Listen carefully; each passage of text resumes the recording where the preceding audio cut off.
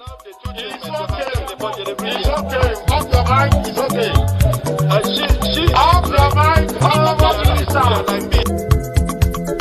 Chai! Now wow, people wey suppose talk truth to power don't off mic. And if we talk, now 500,000 they go summer us, call them hate speech. But fear not, Mayegun don't come. Ingo torchlight every corner, nooks and cranny of all these bad people where they spoil our country.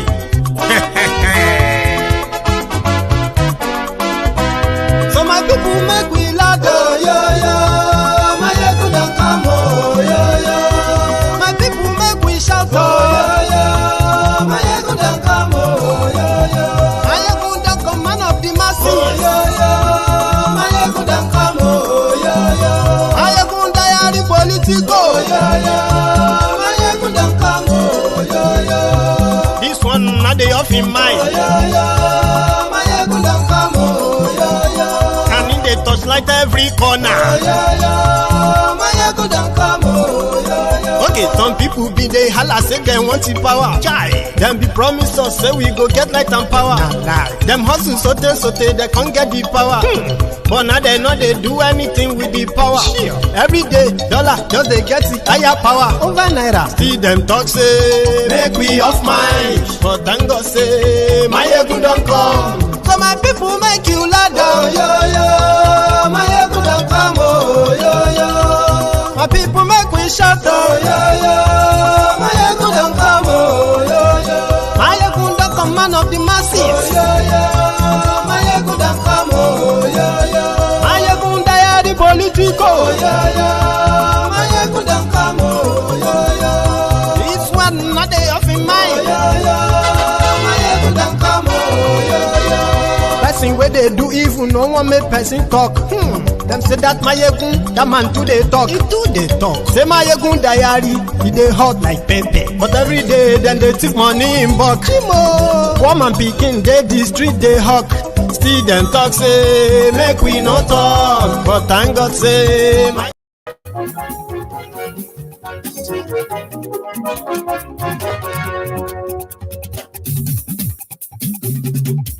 Hello there.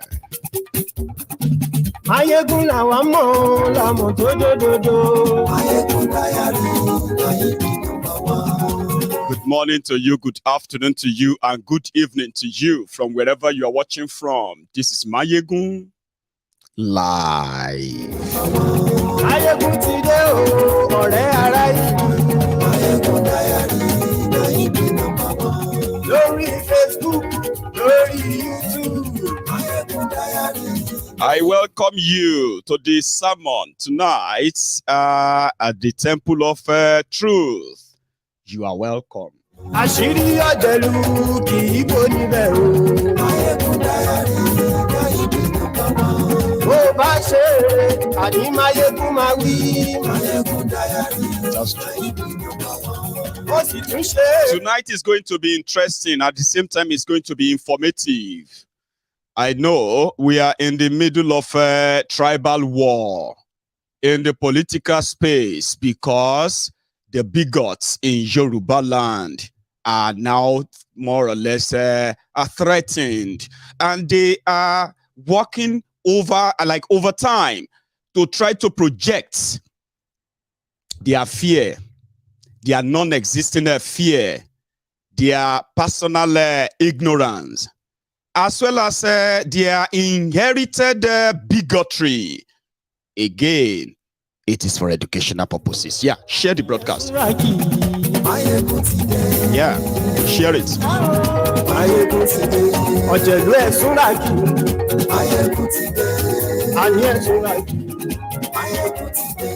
Lórí Facebook.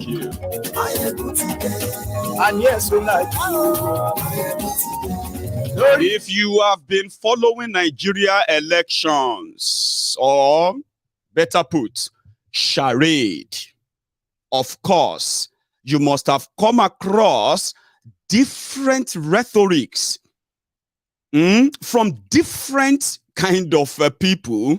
In fact, when their charade kicked off last year, I remember very well, vividly, telling all of you that if there is anything that you should be interested in their elections, it is the exposure that their election is going to give to the hypocrisy of an average Nigerian. Of course, there are many things that happened, okay? And there are many things that are still happening as we speak. It further shows that one Nigeria is a ruse. Even though there are large number of ignorant people who believe in that one Nigeria, but you see, these their elections proved otherwise. Go back to your place. Go back to where you come from. You can never be this or that. Nigeria will never, you know that stuff. That's Nigeria, the real Nigeria. Even though a lot of you will prefer to create a different reality that presents this beautiful, wonderful country with beautiful people who loved themselves so much. Now only bad leaders then get in a lie. You have terrible people who are also empowering double, triple, quadruple, quintuple criminals that then turn around to deal with everybody. You get what I mean? It is a crime scene. Nigeria is a crime scene. You've seen the blatant rigging, like the abuse of their own laws, electoral laws. They don't care. But most importantly, their elections exposed that Nigeria is a country where nations or people with different background in almost everything are forced and fused together. Then the world expects a peaceful, union. So if I tell you that it's not going to work, I got my theory from that. And Nigeria election has shown you that, except if you are comfortable with all you have seen so far. That's left to you. However, after the warning, just few days before their charade, there was this huge surge of tribal, vile messages targeted at Igbos by the Tifnumbu's Lagos Sabobakus. They were not hiding it. They were making open threats.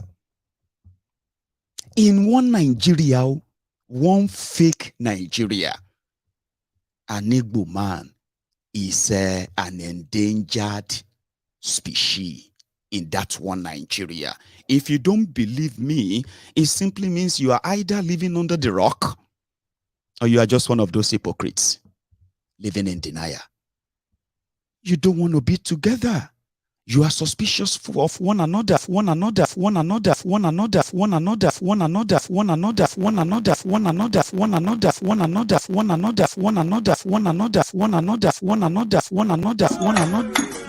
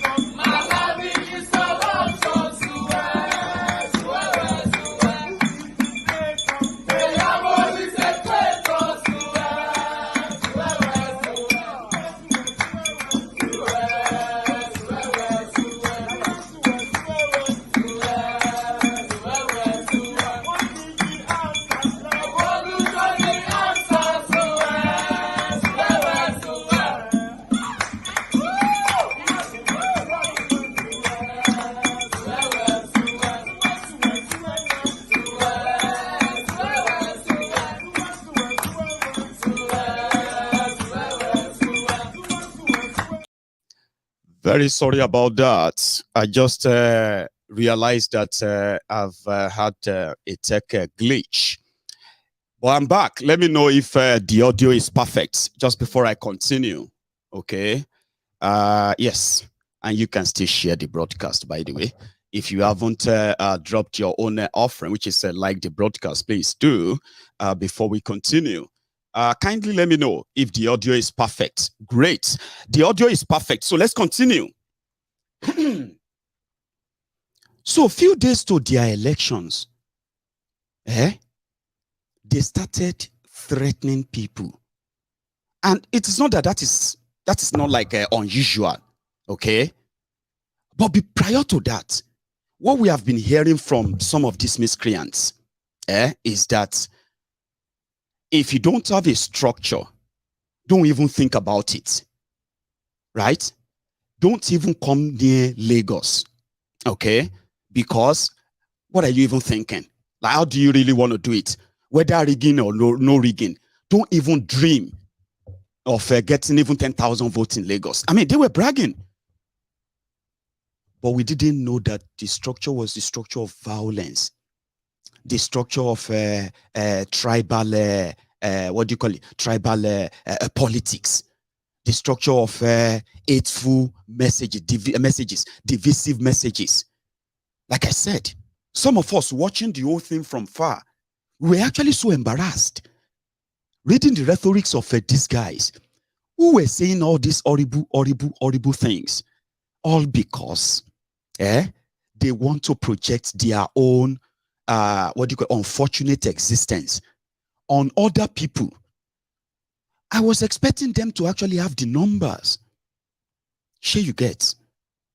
Historically, Tifnumbu never won a presidential election for opposition in Lagos, ever. But they are the one in government. They are no longer opposition.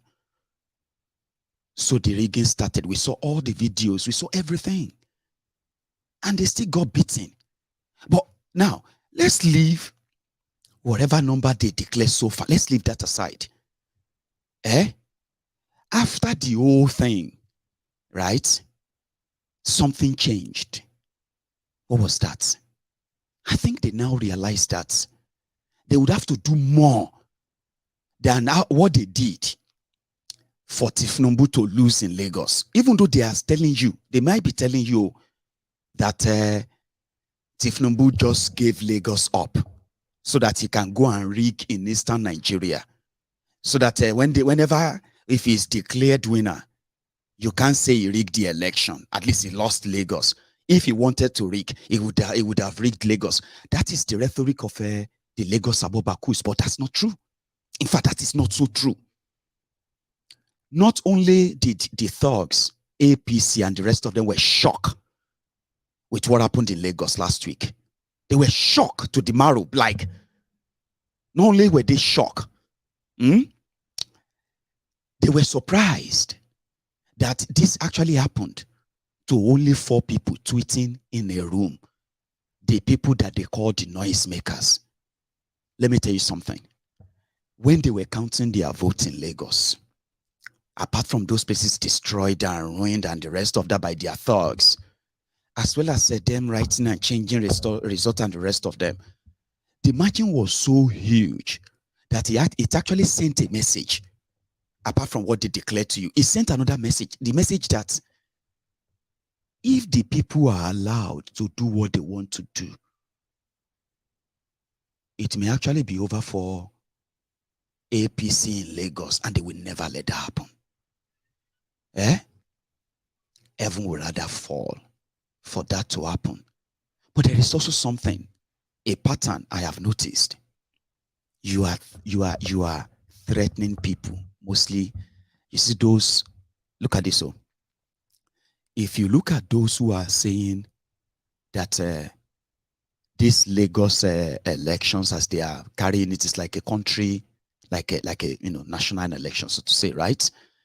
If you see those who are sending threatening messages, saying horrible things, in fact, those who are suggesting, right, that commercial areas in Lagos should be turned to commercial, it should be turned to playground to punish those who are not being loyal enough to Tifnumbu and his gang. Majority of them are not from Lagos. That's what I have figured out. Because the real people that are giving, especially Sanwoolu, that are giving him sleepless nights right now, they are the real Lagosians. Let me tell you. Apart from all of these lousy mouths that actually have no electoral value, okay? Talking about learning from learning a lesson. Last week, Saturday, something unusual happened, okay? APC, Egbekegbe, failed to share any video of any either polling unit or local government election won by Tifnumbu in Lagos. Did you notice that? That's so unusual. For those who know them very well, very unusual. It was like a graveyard silence while they are carrying out the falsification of all the figures. What does that tell you?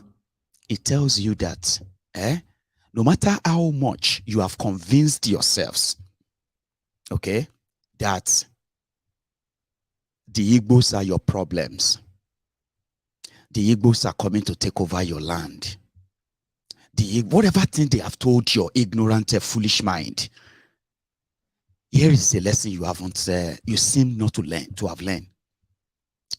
The lesson is that this whole thing is not about Igbos in Lagos. You haven't learned. Alimosho is not Igbo-dominated area in Lagos. You lost Alimosho.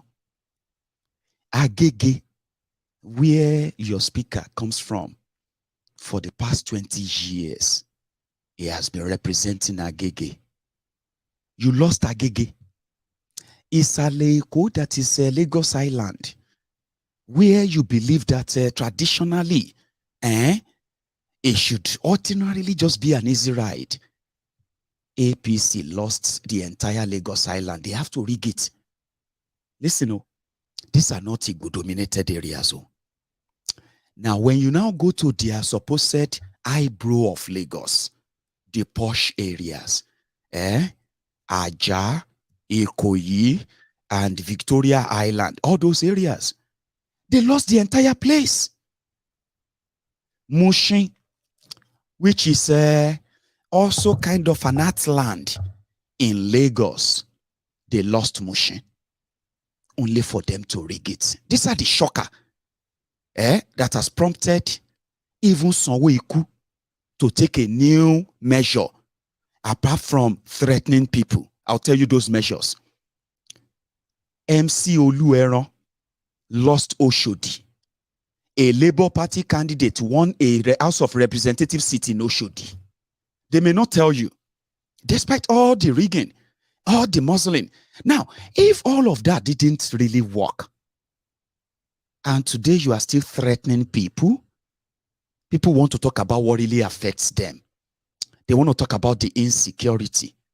They want to talk about the unemployment. They want to talk about the decaying infrastructure. They want to talk about the abandoned projects. They want to talk about things that affects them directly. They want to talk about the tax that they pay and how much of that is actually taking care of the vulnerable in Lagos. These are the things they want to talk. They don't want to talk about how Tifnumbu saved your lives because he gave your brother one junction to collect money for the past 15 years. Your family have been surviving on it. That's not what they want to talk about. That's what you're not paying attention to. So, for 20 years, except for 2019, I'm sorry, in 1999, when the entire Yorubas bought the lies of Tifnumbu and gang in the AD at the time that they represented the Yoruba's interest in the newly formed Fourth Republic or so, democracy.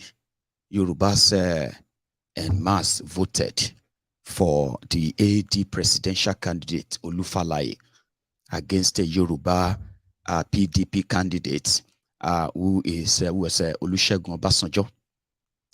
So Yorubas believe in the ideology of Awolowo, free and qualitative education, good, improved standard of life, improved infrastructure, safety for the people, practically Yoruba first. The idea of Awoism, that was what the crooks and criminals like Tifnumbu sold. So for years. So in 2003, Yorubas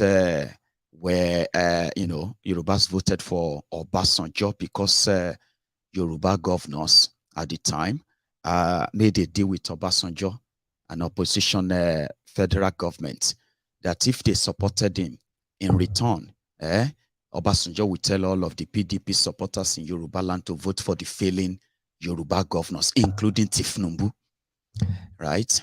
So, but Tifnumbu, the Don, refused to follow that agreement, even though it was part of the meeting. It didn't. Others follow, and they fell. Tifnumbu survived. That automatically, gave him a vantage position, right? To rally all the losers together and form a new bond, something that they couldn't resist. They just lost power. It worked for some time. But since then, Tifnumbu has never delivered Lagos State even to his own party. But here is how Tifnumbu has managed to keep Lagos under wrap in a corrupt system called Nigeria for long. It is not a magic, okay? If you have access to the kind of economy that Lagos represents as a former capital of Nigeria, it depends on how much or how kind of vast you are in the game of power. And you can give that to Kolu. He did master it. And indeed, it worked for him. This is how. In Nigeria, whenever they are doing elections, the presidential election and the National Assembly elections will come first. So most of the time, that takes the center stage. It attracts most media attention locally and internationally. Therefore, people are more interested in who is going to become elected president or what have you. So most of the time, the people that people actually wanted never really gets there, okay? It's like when people will know that, they are going to rig it. They are going to rig themselves in. You know what I mean? Like Nigerians, naturally, right? They hate their government, naturally. Sure you get. But the same government will have their own supporters too. They will be in the minority, but with the government power, right? They can wield all influence they want. So naturally, Nigerians, they hate their politicians, even though they hate them differently, okay? However, whenever an election is coming like that, national election, a lot of people actually wishes the incumbent government or president is defeated, disgraced, so that another person will take over. If that one also mess up, is defeated, disgraced, but behind the scene, they know it is almost an impossible thing to do because they expect them to rig as well. They don't expect you to lose if you are incumbent, even if you are worse. Because if you lose, they will mock you in a way that you would never even imagine. So rig and explain later. That's how Nigeria seems to work for them. However, in Nigeria system, like I said, by the time people now come out of that elections, disappointed. Majority of them are no longer interested in the local elections. Whether they are now going to rig that. In fact, the rigging that they experience or see during their presidential and National Assembly elections is what they believe they will reciprocate. Some of them will not even participate in the elections. Just go and do your thing. I'm not interested again.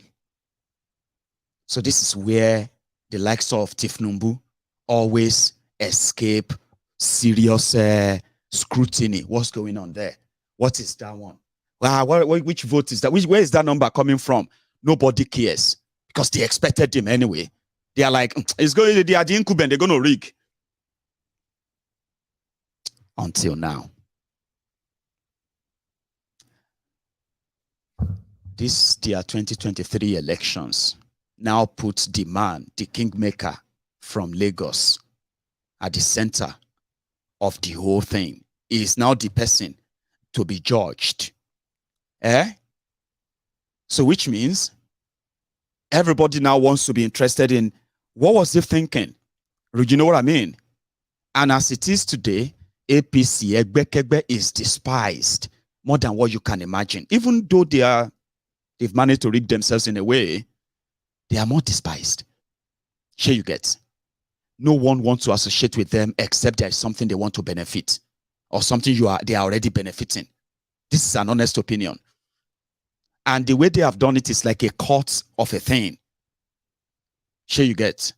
So this, their 2023 elections now exposed what many of you have never been interested in. Threats, intimidation, rigging, violence, and every other thing they have been doing are now attracting the attention of the people, which will now make it even more difficult. I sympathize with them all, because let me tell you something. A place you have ruled for 24 years, you don't need to force them to support you, do you? I mean, 24 solid years. You have changed their lives, I believe.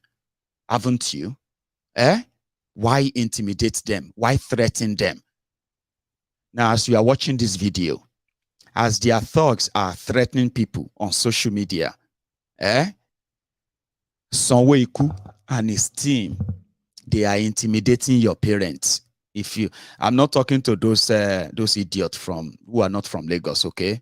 If you see some of them, if you see any of them throwing this Yoruba, that, they are those wearies. Most of them are not from Lagos, okay? Don't waste your time replying them, all right? You are Yoruba Omoali. You want Igbo to take Lagos. You want this and that. That's how they talk. They haven't learned anything. They haven't. And it's all right. See, life is a teacher. The more you live, the more you learn. I'm talking to all of you who are from Lagos. The place that they ruled for 24 years, the place that they told you they have turned to mega shitty, the place they said Kolu is going, the place they said Kolu built and is going to reciprocate all over Nigeria. They're supposed to threaten your mama, your papa, civil servant. It's just a question of their thugs are threatening people on social media. If they burn you well, come and vote for APC, this. If they burn your papa well, come. We'll go show you that day. But you guys are actually not many. Have you not noticed? You couldn't show them for Kolu. You were all deaf on the 25th of February. You were saying that day was, just wait for us. Just wait for the final results. Just wait for this. All of you don't know. You will see the game because you were waiting for your criminal leaders to release a fake result. Not because you have anything in that you're different. Oshodi, where MC Olueron is. Just think about that for a minute. Oshodio, where MC Olueron is your king. They beat him there. What do you make of that? Rigging? Yeah? Think about that. Alimosho, that is your traditional base in Lagos. They defeated you in Alimosho. Think about that. I'm just saying. Do you now know that if you have learned anything at all, threatening people and giving them this empty warning, we'll deal with all of you, we'll do this or that, doesn't seem to be working. You would have to declare a full martial law in your Lagos on Saturday to stop the people that have actually they mean you so much. Yorubas, not even Igbos, Yorubas, don't mean gidigon. You are calling them Omoali because of Tifnumbu and the rest of that, yeah? They are threatening your parents, civil servants. You know what they are telling civil servants in Lagos? The place where you ruled for 24 years, see. And you are this scared. I have never seen them this scared, honestly. Okay? I know that they will rig you, all right? The same way they write the results. That they couldn't put Kolu ahead. This time around, they will put Sanwoolu ahead. Some of you don't even know that. You have declared war on them for telling them that you will show them that day. All of you, families, relatives of those who were killed during the NSAS, those who were killed during the COVID-19 lockdown, a lot of people don't mean you. They mean you so much. I'm just saying this free of charge so that you will know that all of you that have been seeing Sanwoolu on a Twitter storm, on Twitter, on Facebook, it gets so bad, Sanwoolu is promoting his own tweet on Twitter. Can you believe that? Lagos State government, they are now publishing the achievement of Sanwoolu, and they are paying you. They are paying YouTube money. They are paying Twitter money. They are paying Facebook money. They are paying Instagram money. They are paying influencers on social media to remind the Lagosians that Tinubu love you. They have served you. Please don't fail us. You know the message they are sending to your parents.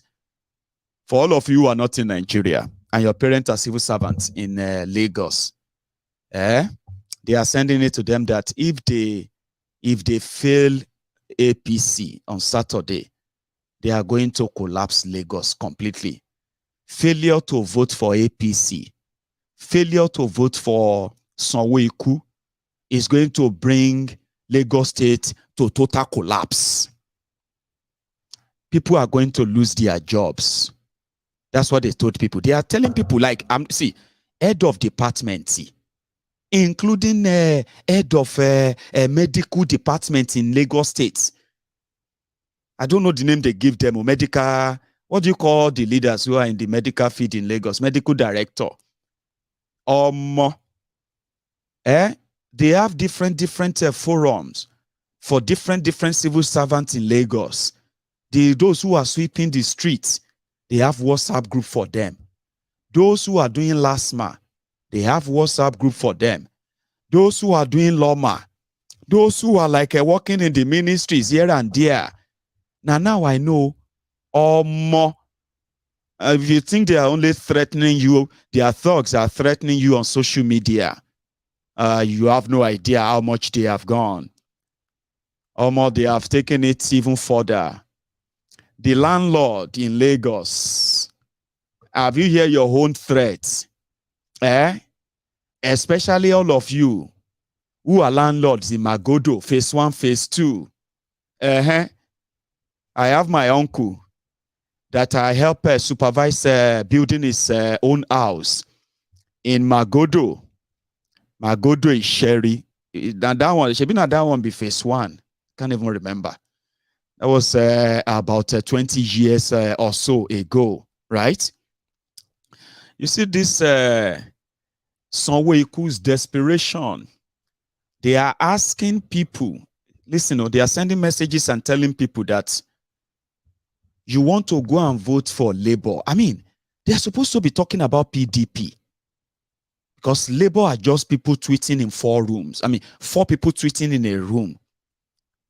Now you are telling them if they born your papa well. If now your papa born you, come out. This is Lagos. And people are beginning to look, see, if you see anybody telling you that if they born your papa well on Saturday, come out, just copy their names, okay? Go and search for their names on Facebook. Their real names and their real pictures. You will see them on Facebook. Majority of them are not even from Lagos. Sure, you get. They are those, those you can call the destroyed young Yorubas, mostly destroyed Yorubas, as they are destroying our people, economically, reducing them to paupers, reducing them to beggars, reducing them to bunch of ignorant, lost souls.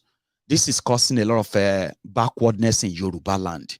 And that is why we need to arrest the drift. The damages done to us in 24 years of democracy in Nigeria.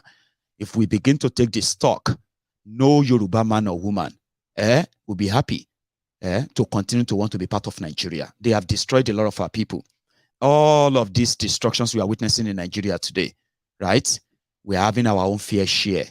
As the criminals are dealing with other people from other regions across Nigeria, in Yoruba land, We have never been led by any other nationality or tribe. Yorubas have been the one who have been governors since 1999 in Yoruba land. Yorubas have been 100% those who have been lawmakers from Yoruba land since 1999. Yorubas have been in charge of contracts, government contracts, appointments, job, the rest of in Yoruba land for the Yoruba people. But guess what? We have our own fair share in the poverty capital of the world that Nigeria has become. You see this Olori Bruku Mashamfanis, right? That are planting the seed of seed of hate, tribal hate, because of this APC. Many of them have been fenced out of that same Lagos. They can't really live there. You know what I mean? I mean, are they going to be really productive? A situation whereby an average Yoruba person following Tifnumbu and gang believe that APC, in fact, Tifnumbu is making non-Yorubas, billionaires, rich. But we, Yoruba sons and daughters, we are not billionaires. We are not rich. We are beggars. We are ass lickers for the same criminal politicians who wanted us that way. Does that argument actually make sense to anybody? Anyone? Somebody who is a Yoruba man, and he wants to tell you why you should indeed be scared of anybody from who are non-Yorubas, who are living and then contributing to the growth of Yoruba land. According to them, they said these people came to Lagos, and when they came to Lagos that Tifnumbu created and built, they became successful. They built homes. They built businesses. They are paying taxes to the covers of the government of Lagos. They are billionaires. But according to these miscreants, these people, after all Tifnumbu have done for them, they are ungrateful. They are not voting for whoever he wants them to follow. Now, the question is this. How come that only the non-Yorubas who came from outside Yoruba land are only benefiting from Tifnumbu's prosperity in Yoruba land? How come it's only those? That should even annoy you more if that is your line of argument, even though it is just a make-up nonsense from jobless miscreants that are only relying on whatever political crumbs you get that falls their path. They will kill for it. And it doesn't really matter how low life they are living. Listen to me. They are comfortable in that pit hole. But not everybody is. Because if you have to check the numbers of their own elections last week, these guys are actually in minority, even though they are the loudest. If I'm a Yoruba man, right, listening to these miscreants, I will be more angrier. In fact, I am angry because I'm a Yoruba man. Somebody is arguing to defend Kolu Tifnumbu, and he's asking Yorubas to defend Kolu Tifnumbu, and he's saying that APC is preserving the interest and the growth of Yoruba people. But these same people are saying that the only people who have been more prosperous from Tifnumbu's generosity have been non-Yorubas. That's sad, if you ask me. Because we were supposed to be counting billionaire Yorubas too, created by Tifnumbu. But there are billionaire Yorubas created by Tifnumbu. He didn't create billionaire Yorubas from creating jobs or businesses or creating wealth. They are billionaires he created from stealing your money. They are politicians. Politicians around Tifnumbu are billionaires. The people that they are ruling or leading, they are paupers, beggars. How is that even like comfortable for anyone? Talking about using threats and all that. APC, Egbekegbe said, Peter Obi is the most dangerous politician right now. So in Nigeria, why? They said it's because he lost elections and he's now going to court. Is he looking for problem? Is he trying to denying the president-elect to become president? Is he looking for a chaos in Nigeria? I don't understand. So I think the guy now said, what is wrong with these guys? They have done like 10 press conferences on top of this whole thing. They are running helter-skelter like somebody. You won. That's what people are saying. They said, okay, if you believe that you won, you shouldn't worry. I mean, the people that believe that you rigged them are supposed to be the ones making the loudest noise. But they are not. Now you they make them. Then somebody who wanted to kind of mess with my part of that part of my brain where you can cook up conspiracy theory, and seriously, it's going to make much sense. Somebody was trying to mess up with that when he tried to plant something in my head yesterday. He said, Maiyegu, I know that the only way they can escape whatever is coming for them in Lagos to start with is to rig, and they won't give a damn. But the problem now is that there is more attention on them, especially the level of panicking mode they have gotten into, threatening your own civil servants, threatening your own landlord in Lagos that you are going to revoke their CFO. Ha! What kind of desperation will you can't do that? Sure, you get. You can't. But what kind of desperation will push somebody to go as far as threatening their own workers? Now, let me tell you something. Where, like I said, they haven't really learned any lesson, okay? The total number of Lagos State government workers, rough estimate, not the actual. They put everything at 160,000. Quite big. Some said it's just ghost worker, filled with ghost workers where they are just milking the money. But 160,000, those who are working in the medical field, those working in those ministries, parastatals and all those places, Alausa and all those local government staff, they said all of them 160,000. Now they are telling all of them to bring their PVC to work on Monday. Those who are currently on annual leave, who are be short break, they have told all of them to come to work on Monday and bring their PVC. Because if all of them failed, if they should fail to let Sanwoolu come back, they are all going to lose their jobs. So, what's up everywhere right now? As some of them are busy sharing different fake news, vile news, and all of that, they are also filling the entire place with different threats and all that. And I am like, Sheuna, are you ready? If all of this rigging fail, and you end up losing to the people tweeting, 4 people tweeting in a room. Shangbama funny, oh, yeah. No wonder, as they are blowing hot, they are blowing cold. Some even said, MC Oluheron, don't gentle.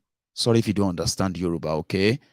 So talking about that conspiracy thing somebody put in my head, tried to put in my head, Maiyegu, I know that you have your own way of seeing things, so.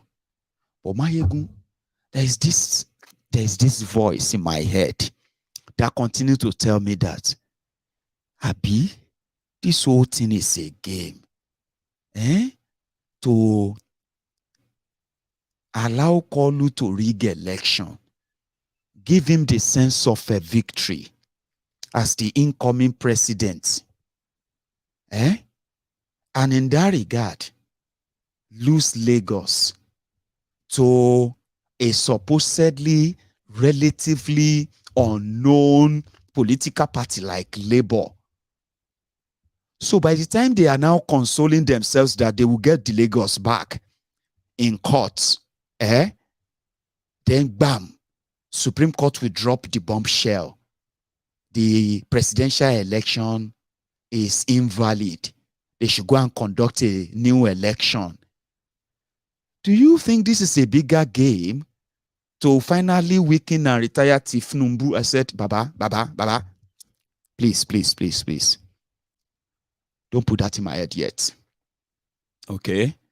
Because if you should put that in my head, there are thousands of people watching me right now that would actually believe it. Because it's not because they believe that I am predicting anything superb.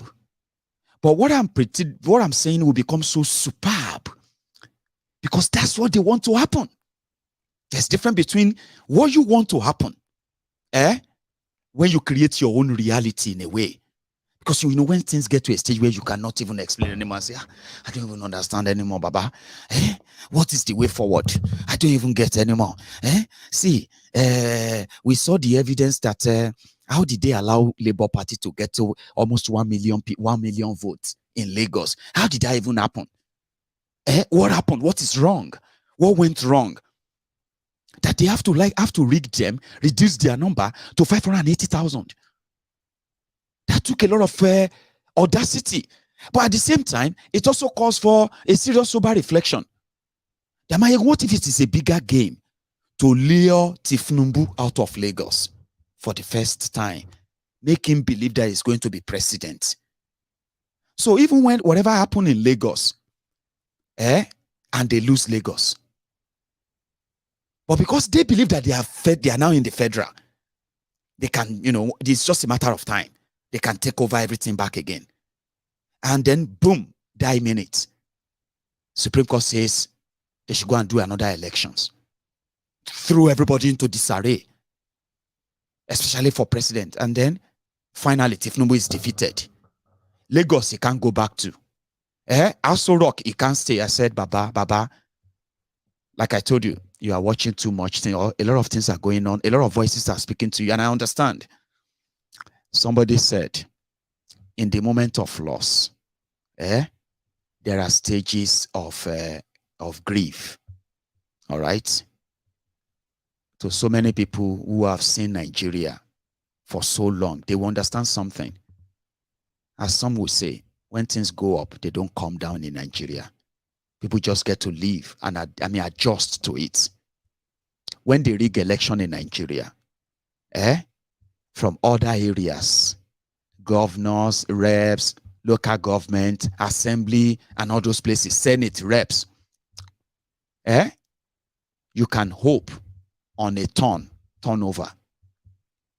In the history of rigging election in Nigeria, every current rigging is always worse than the last rigging. Here you get. And they have something called for the sake of national unity and national security. Even when you have all the evidence in the world, in their courts, they won't turn up, they won't turn over that election. So I don't want to plant that in your head. I don't want to. As much as a lot of you would love that narrative, because it sounds good, doesn't it? You have evidence of rigging. 1 week, 8 days after your elections, they have declared the winner. But the results that declared the winner, 80% of them, more than 25% of the results have not been uploaded. People are asking, where did they get the result they announced? That 1 week after elections, the results are not on the INEC portal. Of course, everybody saw that. So until it happens, my brothers and sisters, until it happens, please, for the sake of your own mental health, do not open a room in that your own brain or your mind, that This is a game to lure Tifnumbu out of Lagos so that he will pretend to be like he will be president, so that he will take over Lagos. And then Supreme Court will just say, oh, he didn't win. And that's it. You are free. No. Forget that, please. You get why? You see that Lagos is the golden goose that laid the golden egg. It is the Kokwobe. It is beyond Tifnumbu. Are you following me? It is beyond Tifnumbu. And therefore, it won't even gamble with it. The truth of the matter is this.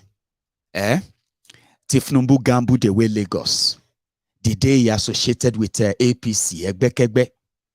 Are you with me? But somehow, it would have to what? It would have to bleed blood. It would have to sweat blood. They may pretend that they are not worried, but we know they are. A lot of people following them knows they are worried and concerned. What happened last week is not a fluke. What happened in Lagos last week is not coincidental. If you think that it was by happenstance, that means you are not following. The whole place is rattled. They are rattled. Okay? And if by any means, even if Kolu become your president, that they don't change it, losing Lagos is worse than him losing to become president of Nigeria. For those who know better. It is like the collapse of a house of card. The crime they have committed in Lagos, the looting they have done in Lagos, the level of entrenched criminality they have sustained in Lagos. This has become the tradition. Do you even understand that? All of this will be dismantled. You can't put it back together. Seriously? What will happen is that once it is gone, you can't put it back together. Your uncles, your aunties who have been like politically relevant for decades now, for 2 straight decades, even though they are useless, you know them in your different streets in Lagos. We know so many of them. We know their families. 20 years ago, we knew a lot of these guys. I was born in that Lagos. Grew up there as well. So we knew these guys 25, 20 years ago. Sure you get, you are going to destroy something that is bigger than Tifnumbu. And they're not going to let that happen. Now, this is not even a matter of whether they are going to or not. It is what are they going to do to stop you? If anybody says that the threat of Sanwoolu losing Lagos and Tifnumbu all combined, that it is just a joke, then I am going to say you are consoling yourselves, okay? There are 3 stages. I don't know if there are more, okay? But I'll tell you, there are 3 stages of grieving. When something happens to you, at first, out of shock, out of disbelief, you first deny that it happened. Even when you are seeing it, you'll be telling yourself, no, it's nothing. No, this is not happening. No way. Of course, this is not happening. Then, after that, is the stage of regret. The stage of regret is going to be after all you hoped or expected is all like gone like that. Now, from the stage of regret, you get to the stage of depression. The stage of depression is when you begin to kind of self-destruct. You begin to blame yourself, blame everyone around you. You begin to kind of self-harm. You are going to run mad. That is why when people are suffering any losses, they are advised that if they cannot cope, they should speak to somebody Because so many of us cannot undo pain or losses by ourselves. Nature, they call it. Maybe all of us strong. Go. They say, strong man, strong man. Strong man, don't break down. They don't cry. Oh. Say, why are you crying? Say, strong man, strong girl, strong girl. Strong girl. When he enter, you go break down. Not be all of us feel and do losses. So that's exactly the stages of grieving that a lot of you are passing through now. To you, the Obidients, few days ago, you were so down. Oh, you were so down. Some of you were living in denial because according to you, Chief Numbu will never be this or that, which is all right, okay? It's called stages of grieving, okay? I don't think any of you have gotten to the stage of regret yet. Not all of you. There are some of you who have kind of from 0 to 8. Okay? From denial to regret. They started cutting off their voters card. I will never participate in your election again. I will never be part of this again. This Nigeria can never work again. But there are still many of you holding on. Because you know what I observed? Something gingered you prior to the 25th of February. Almost everybody ruled you out of the game. In fact, some people are currently temporarily normal right now because for almost a year, they continue to tell you that all of your time, you are wasting your time. You are going to come distant third because there is no polling unit, voting center on social media. Remember? Nobody gave you a chance. I mean, a lot of people didn't give you any chance. Sure, you remember. And then, like joke like you shook everywhere. And you became the people they are now calling the most dangerous people for challenging the status quo. So, they were threatening you too, remember? They said you are nothing.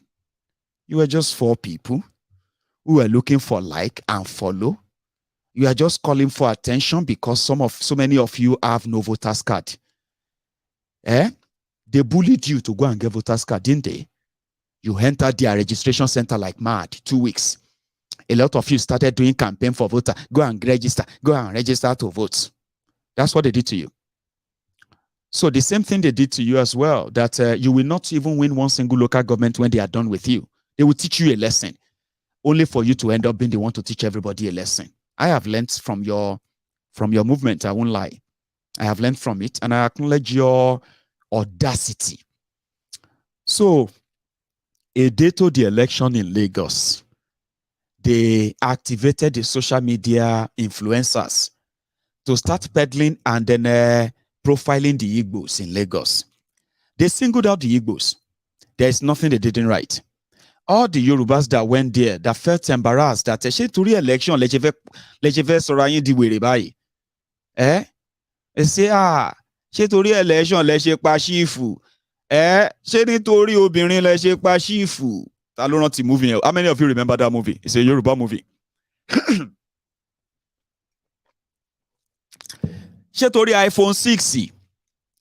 Leje pa Mrs. Volade. It's a Yoruba movie that says, is it because of ordinary phone? Is that why you killed Mrs. Volade? Oh yeah, you are under arrest. You will follow us to the station. You remember that guy? He's an actor from Abeokuta, Ogun State. Torí Koki. Nítorí Mirinda Tutu, lẹ́ṣẹ̀ pa Junior, you are under arrest. Talo pa chief. You know that stuff, Sorry if you don't understand Yoruba, I will explain to you. There is this Yoruba popular actor, right? There's a line. He always does, he acts the role of a police officer in Yoruba movies, okay? So whenever he goes to effect arrest of anybody accused of anything, so usually, instead of saying, you are under arrest, Anything you say will be used against you in the court of law, all that stuff, eh? The guy, as a police officer, would have actually convicted you of the crime. For example, if they are investigating homicide, like somebody got killed, and they have the like a chief, okay, chief, and who has stewards, you know, people who work for him in his house. So a chief died mysteriously. So the suspect will be the cook, the driver, and then maybe, you know, the brother of the chief, who was unhappy with chief for not giving him money. All of that shall in a Yoruba movie. So this guy will come in. So when somebody now says, when they say, now this is the person that killed chief, because this driver is sleeping with the chief's wife. So the guy will just come in and say, nítorí pussycat, you killed chief because of a toto? Oh yeah, you are under arrest. You will follow us to our station. So it's a popular one. So I was asking myself as a person, like, is it because of election that people are saying all these horrible things? Is it because of the agberos, the extortionists in Lagos? You are saying this horrible to the election.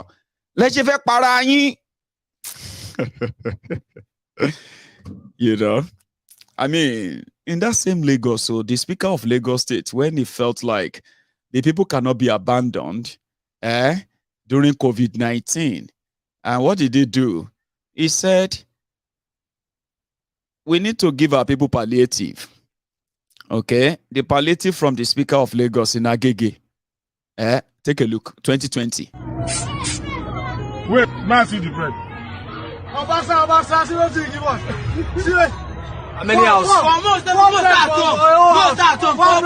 home. For building like this, one bread, most at home. How do I take care?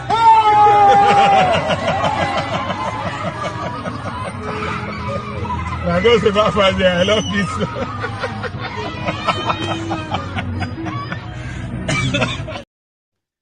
That's Agege, where Obasa, their speaker, gave them loaf of bread per family, one loaf of bread per family, to support them during the COVID-19. Those are the people you are calling Omoale for rejecting APC in Agege. Come on, let's be for real now. A lot of you live in Agege too, especially if you are watching me from Agege. 24 years. 24 years. Anyway, so they had to start blackmailing people. I mean, I remember this scene. I don't know if you do. This one is actually recent. In that same Lagos. 270,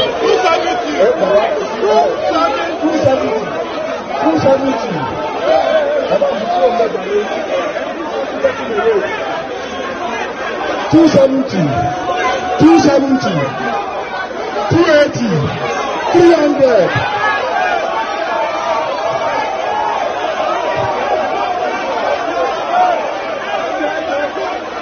300. There's on 300. 300. 310. 310.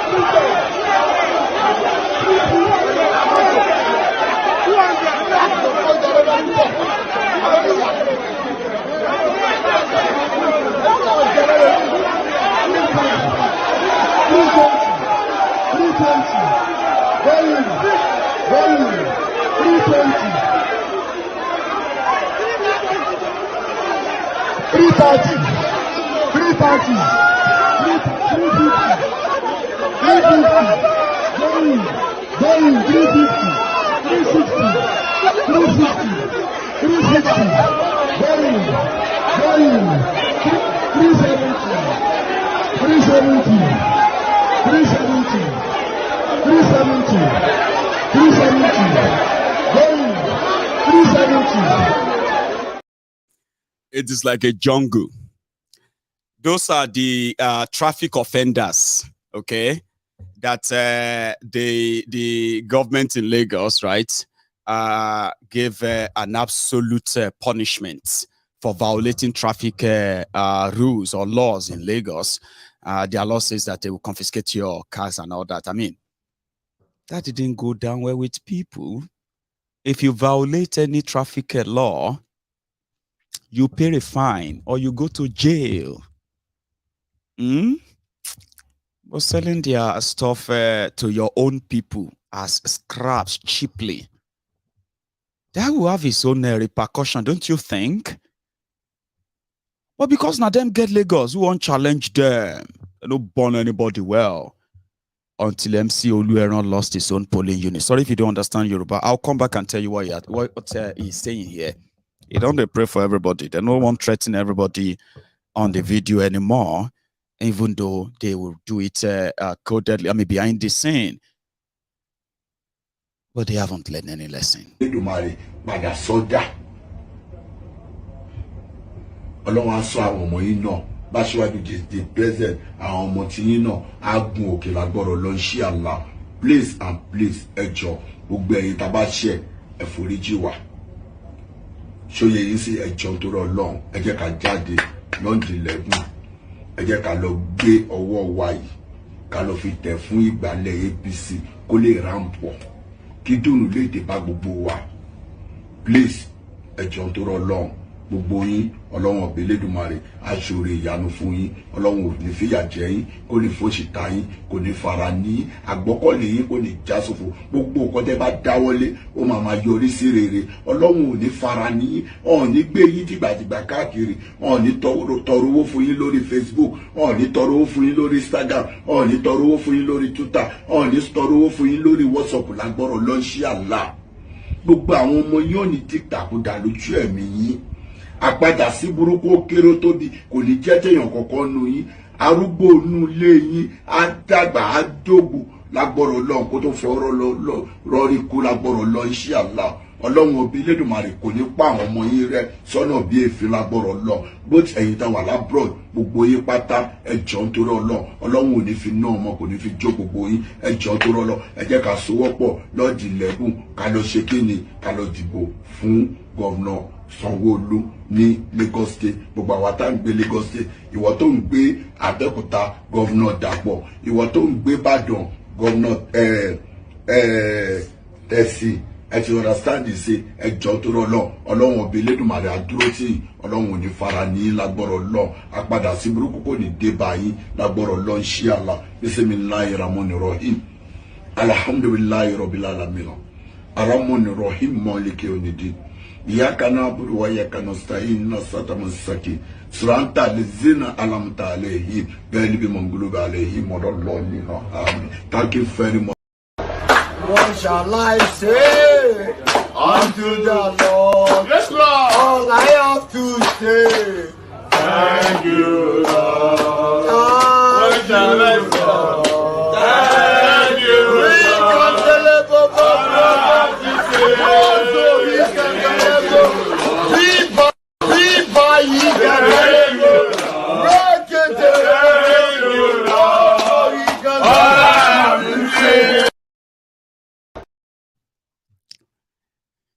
Alhaji Pastor Oluwo MC Olueron. If you pay attention to all his prayers, he is not praying for all of you in Lagos, so he is praying for himself. Because if they should lose Lagos, the biggest economy in the entire West Africa.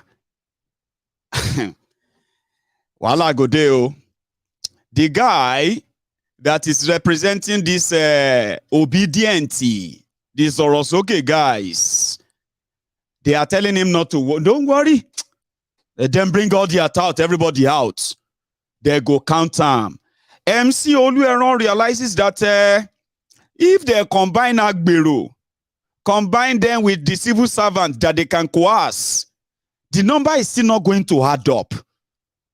Do you understand? They are going to need INEC to write the number for them. Now, this is going to even be difficult. Obidients that are supposed to be down, their spirits are supposed to be down now because of what happened to Obi. They don't go energize them now again. You have waking them up again. If you are not paying attention, I am here to remind you. You are going to make the rigging even so difficult again. And there is no, what do you call it? There is no special thing coming, special vote coming from anywhere anymore. Now, person will score highest, they declare winner. That's the problem. People will score higher. They will count everything. They'll say, okay, what is the highest? It took them 2-3 days to change the figure from almost 1,998,000 of labor to change it to 580,000. It took them 2-3 days. And they made a lot of mistakes that has exposed them now. You know what they are saying? We also have evidence that Peter Obi rigged in Lagos. So if Obi says that we rig and all of that, we have evidence. That's what Keyamo said. He said they have evidence. The Labour Party rigged Lagos election. Ha! Yeah, that's what Ugeli Chajambid lawyer said. He said this, they have evidence. They will go to court. They will shock Obi. They have evidence that they rig election in Eastern Nigeria for Obi. So may Obi no con they pretend saying be holy or saint. Hey, you don't go wake them up again. You have been shouting Igbo this, Igbo that. Your Yoruba brothers and sisters are looking at you embarrassingly. Some of you are not even paying attention. When Yoruba says, no, don't talk like that. Now all of us get Lagos here. Now all of us, they here, they live here. Now all of us, they suffer whatever is going on here. You quickly go there and call them names. You be Omo Ale. Igbos are coming to take over your land. Take over whose land? 24 years, so the billionaires in Lagos who have actually run businesses, they are also Igbos. So I'm not saying that you don't have other billionaires, but just tell me how many billionaires that are Yoruba billionaires that made their money from Yoruba land and not from their association with federal government of Nigeria. Give me name. Give me one name of any Yoruba billionaire in Yoruba land that doesn't associate with federal government of Nigeria, either from 1960 or then start their own from 1980, or those who started their own in 1999. I'll tell you when they all started. Businessmen without enterprise. Billionaires without enterprise. But I'm just saying. So you don't go wake them up again. The real people who have been waiting for a chance, the ones that actually send the numbers, you don't go with them, you don't threaten them again. When they tell you, don't talk like that. Somebody said Baba Jebu. Shena Tifnubu made Baba Jebuni. It's like you saying that Tifnubu made Naira when he was alive. Naira Pool, who happened to be my own, late uncle. Naira Pools. They are those who brought those lottery, lotto, and everything to Nigeria. It's as far back as late 70s. Sure you get. So somebody said Baba Jebu. No, it's not. There's none. I'm not saying there won't be many, or maybe I didn't know many, but just trust me. Bring one up that run his business in Yoruba land through Tifnumbu and the rest of them that build their welfare right there in Yoruba land. Billionaires without businesses. Trust me. Or billionaires who are what? Business government contractors. But your people came there to tell you, stop talking like this. No, stop doing all this tribal this and that. You attack them. Shut up your mouth. All of this woke Yoruba. You are giving Yorubas names. Enyashiri. You are creating names. You are giving Yorubas who are telling you that you are embarrassing us. Your election will come and go. The sufferings, the corruption, the destruction will continue. Now all of us go share them. Not be all of us, they share the destruction of Yoruba land for the past 24 years. Not be all of us. You are embarrassing us. But you are calling us names. You people, you are supposed to be defending Yoruba land. The Igbo people want to come and take over. I haven't seen any Igbo man who came with guns to take over anything from any Yoruba people in any way in Yoruba land. I haven't seen any. The only people who have brought guns, terrorized our people, chased them out of their own ancestral lands, asking us to cede our land for them to grow their, to rear their cows. They are not Igbos. Kilon Shein now. Embarrasswa now. You don't get it.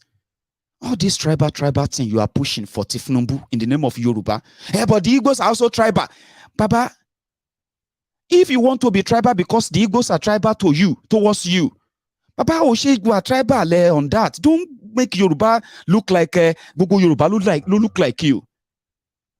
Because in that same Lagos, you have Igbos there who are Lagosians themselves, traced back to 5 generations that will stand up and defend all of the everything that is right in Yoruba land, because that's where they live. That is where they make their own survival. And if it's peaceful, that's when they can also succeed. Election, your election will come and go. You're embarrassing us with all of these rhetorics, honestly. Because after you do all of these things, they will still abandon us. You are still not going to get any real job. Okay? You are still not going to get functional electricity. No, you won't get that.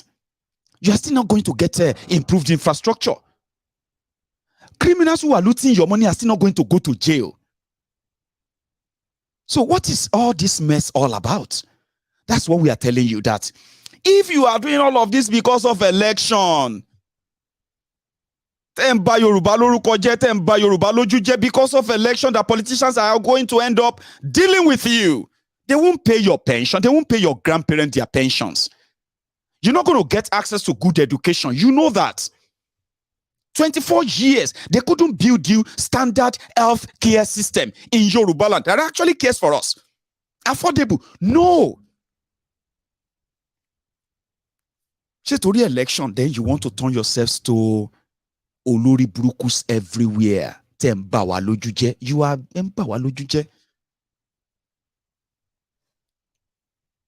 That's what you are doing. Your uncles and aunties, let me also say this to you. If you have people that you really need to convince to keep your Lagos, in case if your rigging fail, now the Lagosians. Oh man, I don't think there are people who are more traumatized in a failed Nigeria than the Lagosians. They have the strongest coping mechanism. That a lot of us can actually imagine that, wow, I can't even survive there anymore. Coping mechanism. They extort you from morning till night. Then they flash before you. Flashy white elephant projects. That make it look like they're actually doing something. But let them open up their books. Then you realize that you are being led by criminals. They are begging, and their thugs are threatening. Even Sanwoolu is praying. Just something like this. His Excellency, the Governor of Lagos State, and his wife, Babajide Sanwoolu, we welcome you to the redemption camp in the name of Jesus. Amen. You have to go to church and say, Egbami now, Egbami.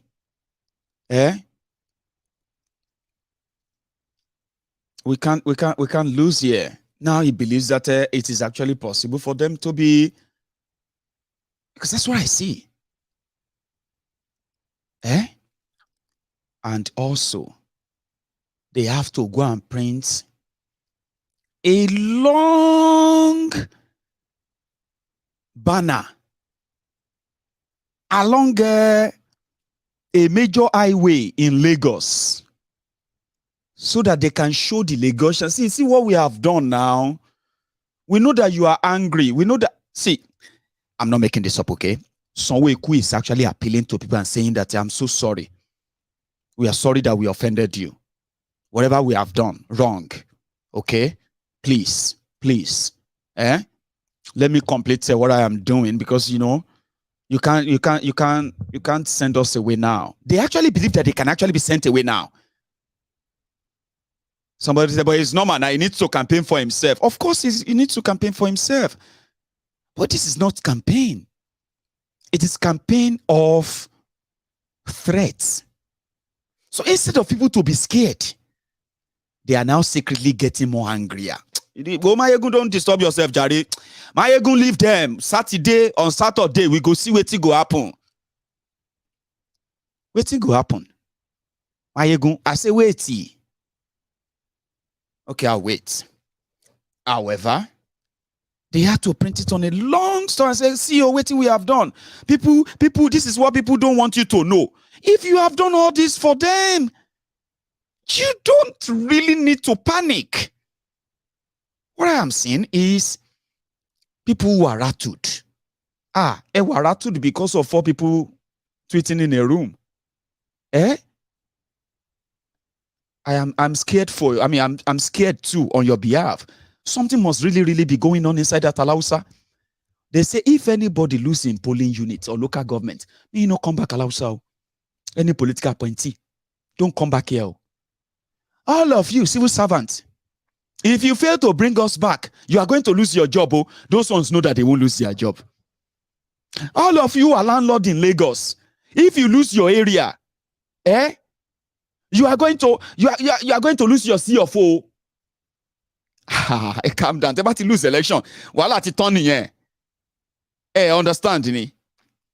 If they mistakenly say they have lost the election, Abi, they can't go lose to Labour Party. Baka. Now then you go know say majority of the civil servants in Lagos, they themselves have been waiting for a day. That they can say, finally, Adukwe. There will be jubilation inside Alausa. You can write it down. If they should mistakenly announce that they have lost Lagos, they will be celebrating inside Alausa. You remember how they declared Kolu winner, and the whole country looked like somebody died. Don't pretend. I know say win to some of you, okay? You know, get shame, okay? But have you ever seen any time where we say somebody won election in Nigeria and the whole country is not like, hey, celebrating? Who is celebrating Kolu? If you lose Lagos, now that day you gonna say, majority of the Lagosians you are forcing to do your bidding, the ones you are forcing your agberos on, the ones you are forcing to close their market, close their shops, to go and do some fake rally for you, they don't really like you. And it be like some of you know that already. That is why you will punish them when you succeed, when you finally rig yourself on Saturday. They are coming back to punish all of you in a way that you've never seen before. The Igbos, in Lagos, they will be apologizing, for the fact that Kolu lost Lagos, and they almost lost Lagos to Sanwoolu. When Sanwoolu comes back, Igbos, they will put all of the blame on them. The Igbos will be Lagos Igbos, they will be apologizing almost every day. Every day, we are very sorry. We are so sorry. Sorry for what happened last year, the election, sir. We come here to say sorry, sir. We just say we want to remind you that we are sorry, sir. I swear, what they will do to you, because they have already kind of profiled them. They are the targets. You need somebody as a punching bag when you cannot face your real, your real boss, the people that did that to you. Go and write that down. So as it is, they have to go and print that long banner along whatever. Let me show you anyway, to remind the Lagosians that don't do this, don't betray us.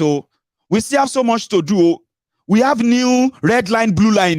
They haven't completed that. And you can listen to this for me for free. Okay? The moment Sanwoolu comes back, it won't complete it. They will wait for their next election in 2027. That's when they will begin to start to hurry up again and pretend that they want to do something. And they can use that for their campaign as well, right? But at least if you are from Lagos, Sanwoolu is now almost everywhere. To the point that the Lagosians are saying, or maybe I say this is not a turn to embarrassment. Oh. On Twitter, Sanwoolu is tweeting almost every 10 minutes. To the point that Lagosians are now saying, oh Benny, all this your tweet, all this thing where you they put on my, this is not a turn to harassment. Oh. It will be worse in the coming days because they are worried.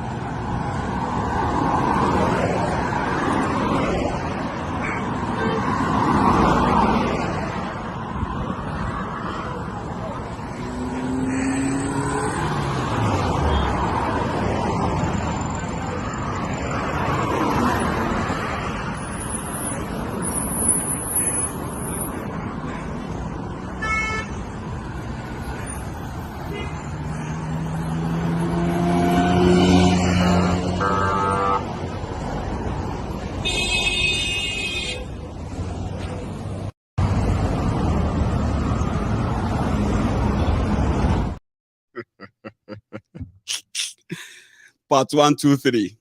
I told you, I said it's a long one. It's going to take kilometers, like 3 miles or so, to explain to Lagosians what Sanwoolu has done for them, in case if they are forgotten. But do you know something about this Obidients? One thing that some of the establishment have learned from them, and it is in a hard way. Okay? Obi, the underrated one, that they have rigged out, obviously. That Obi has an effect where he said, they give shishi.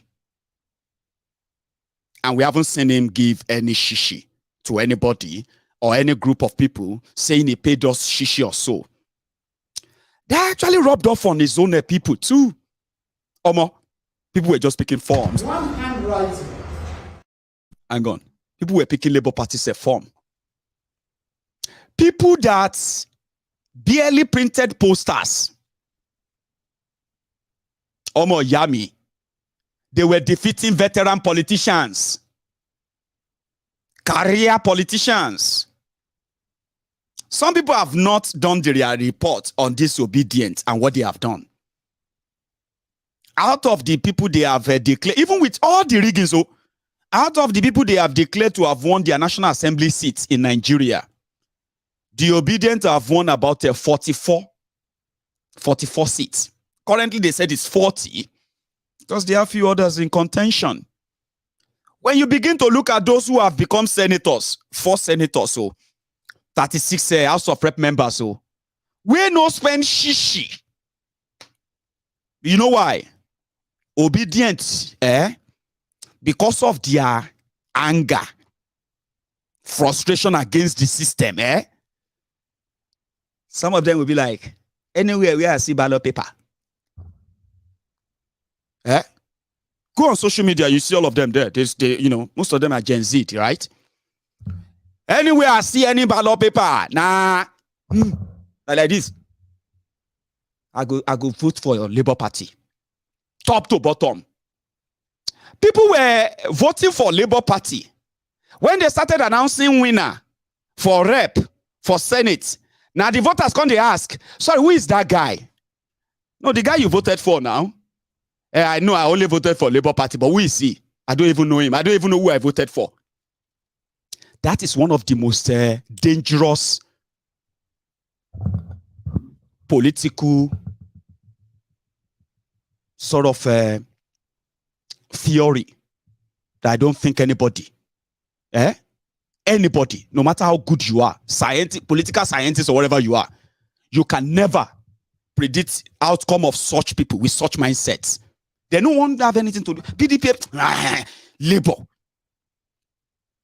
If you are very familiar with the politics of Abia State, the politics of Abia State, where Orji Uzo Kalu, the convicted thief, former governor of the state, comes from.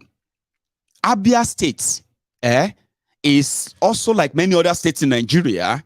It is the family purse for all successful politicians or political office holder in that state. It's been like that. It's normal. The people of Abia always say, we have been so unfortunate with leaders. First, we got Orji Uzo Kalu, who fleeced us, robbed us. His mother became the mother, governor's mother, office of the governor's mother. She was as powerful as her son. Then the person who happened to be his own chief of staff, Theodore Orji. Theodore Orji was rigged in to succeed Orji Uzo Kalu, another kleptomaniac. He looted and looted and looted, destroyed Abia State as much as he could. Then he retired to the Senate, Nigeria Senate. Replaced himself with another stooge, without forgetting making his own son the Speaker of the Abia State House of Assembly. I don't know if I'm actually speaking to you. Am I? But you know what happened? That you haven't figured out yet? These obedient people don't retire them. They don't spend kobo. Ikuku, that's the name of his son. He was a guy prepared to become governor of Abia State someday. to follow the footsteps of his own father. These guys retired him. They didn't spend the time. They retired father. They retired son. They retired his 2G, Ikpeazu. So give them their flowers, okay? I just thought I should tell you. You underrate them. The only way I think you can actually stop them is to rig them out. Seriously, I think that's the only way. You have mistakenly woke them up again. You are going to see more people out again on Saturday. Yeah, they know you're going to threaten them. They know you're going to bring violence. But from what I have seen so far, they don't care. They still believe that you don't have the number to stop them. Even with your violence. 14,000 polling units are the total polling units in Lagos. A little bit over 14,000. You are going to need a lot of thugs to man those polling units. 14,000 of them. So, like Tifnubu said, why do you need a software when you have the chairman? So I think in fear of this, to let you know that they are actually battle ready, okay, is that they went to court, Labour Party in Lagos. And when they went to court, they asked the court to give them, to grant them the court, what's it called? That the mandamus order or something, I don't know. That order is that any election they conduct in Lagos, that the results are not announced and transmitted straight to the INEC result, wherever, such election will be considered invalid. So, before Labour Party goes into the election with them on Saturday, they have already received something that will be their base of nullifying the entire process if the rigging is as worse as what you saw the last time. So somehow, it can't be like saying that this Labour Party obedient can't they teach the hold order a lesson. Because in the last 48 hours, I suddenly started feeling like say polling unit, the social media. Or maybe like say, there are polling units on this social media. That some of us didn't know. The politicians have discovered them.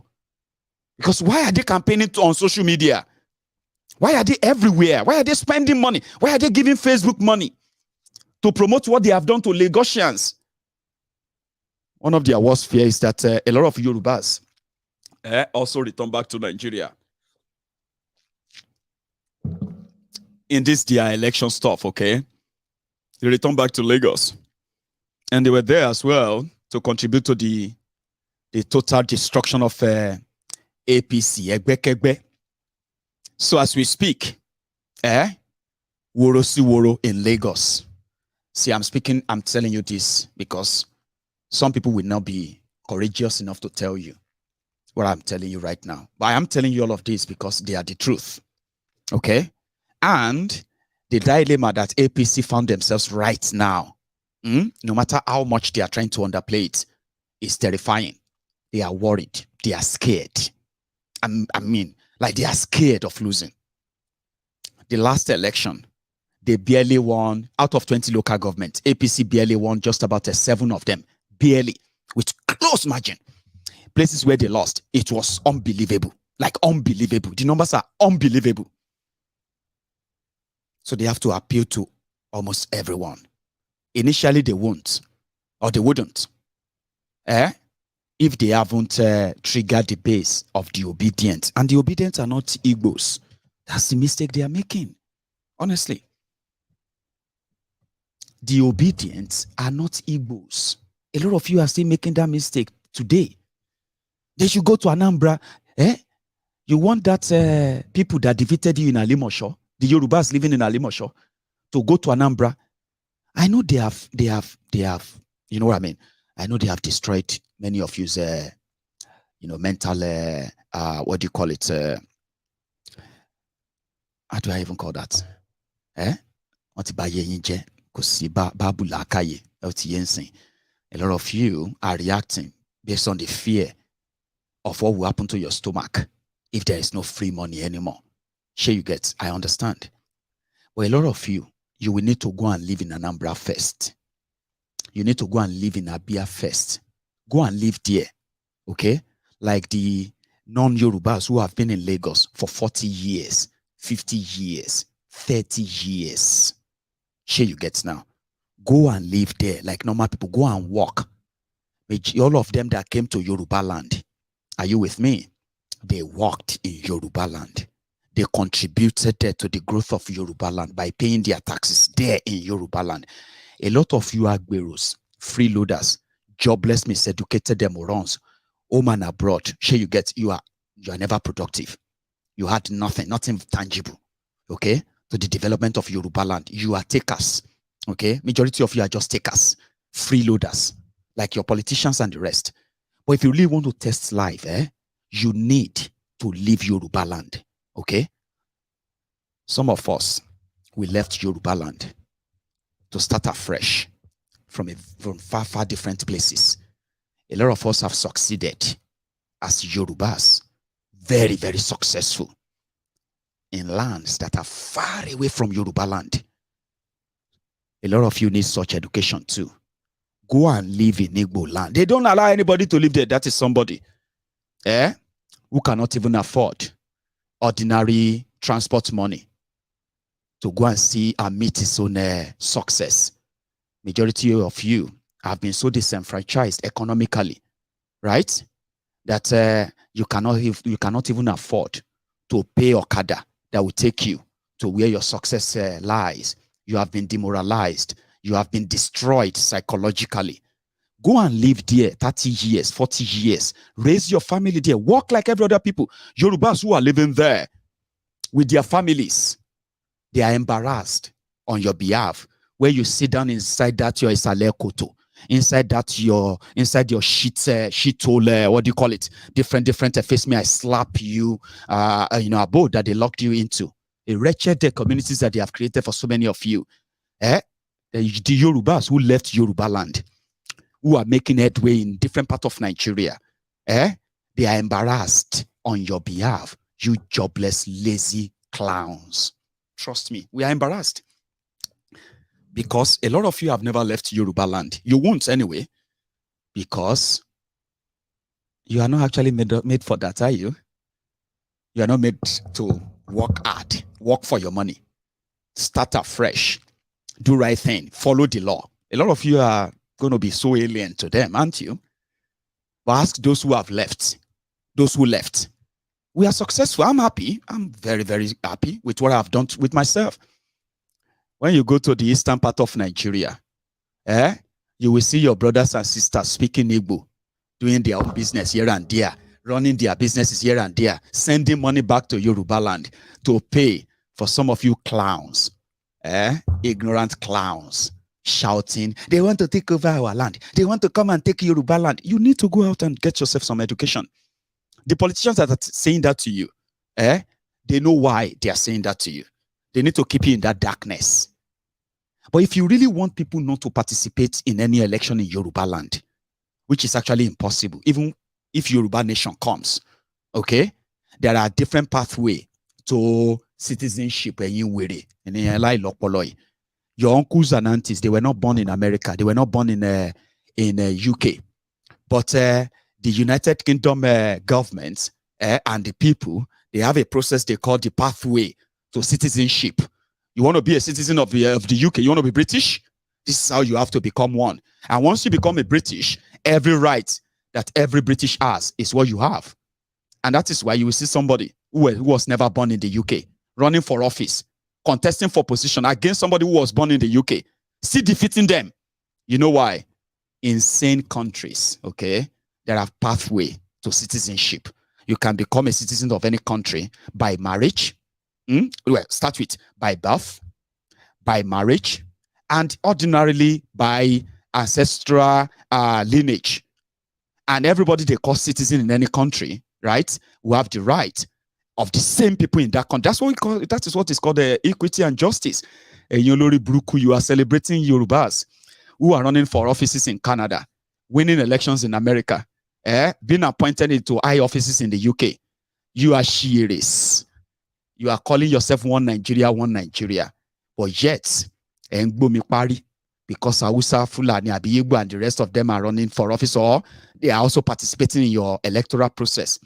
If you don't want that, then you should automatically support a Yoruba nation. You know, if you have your country, I mean, the way you are kind of thinking it, right? We can create a Yoruba nation that is going to be xenophobic, that is going to be racist, that is going to be hostile to visitors. Guess what? If you check our history, none of this is in any way related to the Yorubas. We are the most accommodating. We are the most peaceful. We are the most loving people enough that we don't actually feel jealous of the success of others, because we believe that in their success is our success. We share in all of this. We build communities comprising of people of different backgrounds until these miscreants started shouting because of election. Igbo this, Yoruba that. If you want the Igbos and everybody out of Yoruba land to start with, which is impossible, okay, it's absolutely impossible. In case if you don't know, there will never be a racist Yoruba nation. Do you know that? But you can't claim to be one Nigeria, and then one Nigeria on one hand. On the other hand, go back to where you come from. Go back to your region. Can anybody come and contest election in your region? Can something? Politicians are saying this to you. You are repeating them. Meanwhile, they are using you for the temporary whatever they want to get. Once they are done, once they get what they want, they abandon you.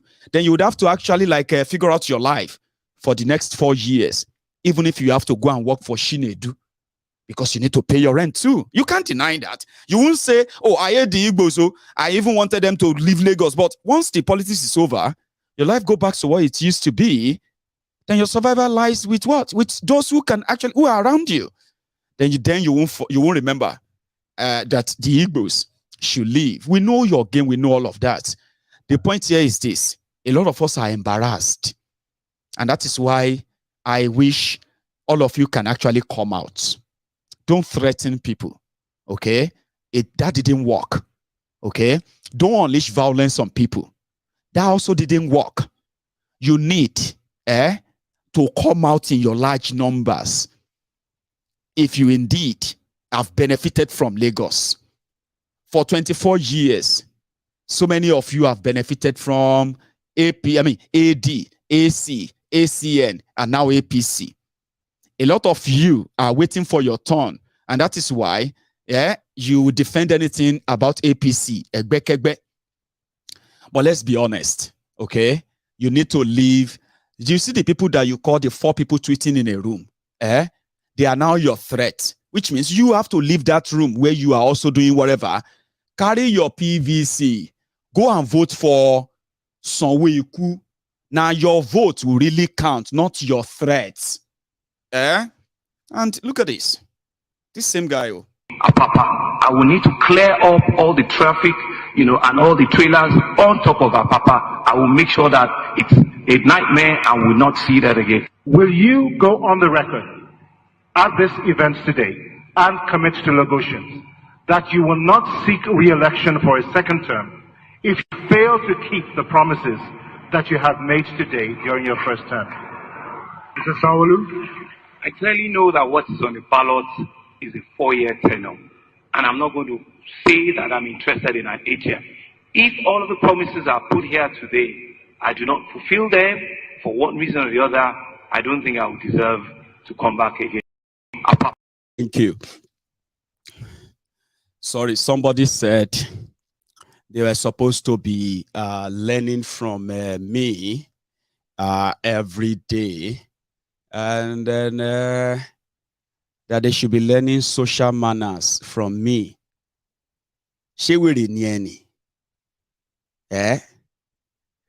Did I come here to tell you that I am here to be your moral compass? Somebody that is going to be politically correct. If you want to learn anything social from me, you have to be first, you have to be honest with yourselves. Okay? When I talk about criminals and you are shiiris that are also supporting them, because you actually probably don't even know the damages you are causing. It's your choice, okay? You should, and I mean, it's yours, honestly, no doubt. But show shiirini, that you want me to what? Sound nice when I'm talking about the atrocities of the rogues. that are doing everything to keep us so divided with different bile messages that are even sad to see. So if I am talking to them, show shireni. Talo so we go learn social learning from social learning from who? I learn social learning from me. I don't want that kind of social learning. I know they do political correctness. So no they feel somehow. We have to like but don't learn any social nonsense from me. And please, all of you watching me, don't let anybody in any way psycho control you. They have the way. They will say you no get respect. They will say you are proud. Are you with me? They will say what else again? All those are shearies. They will tell you that you can still deliver your message without being vulgar.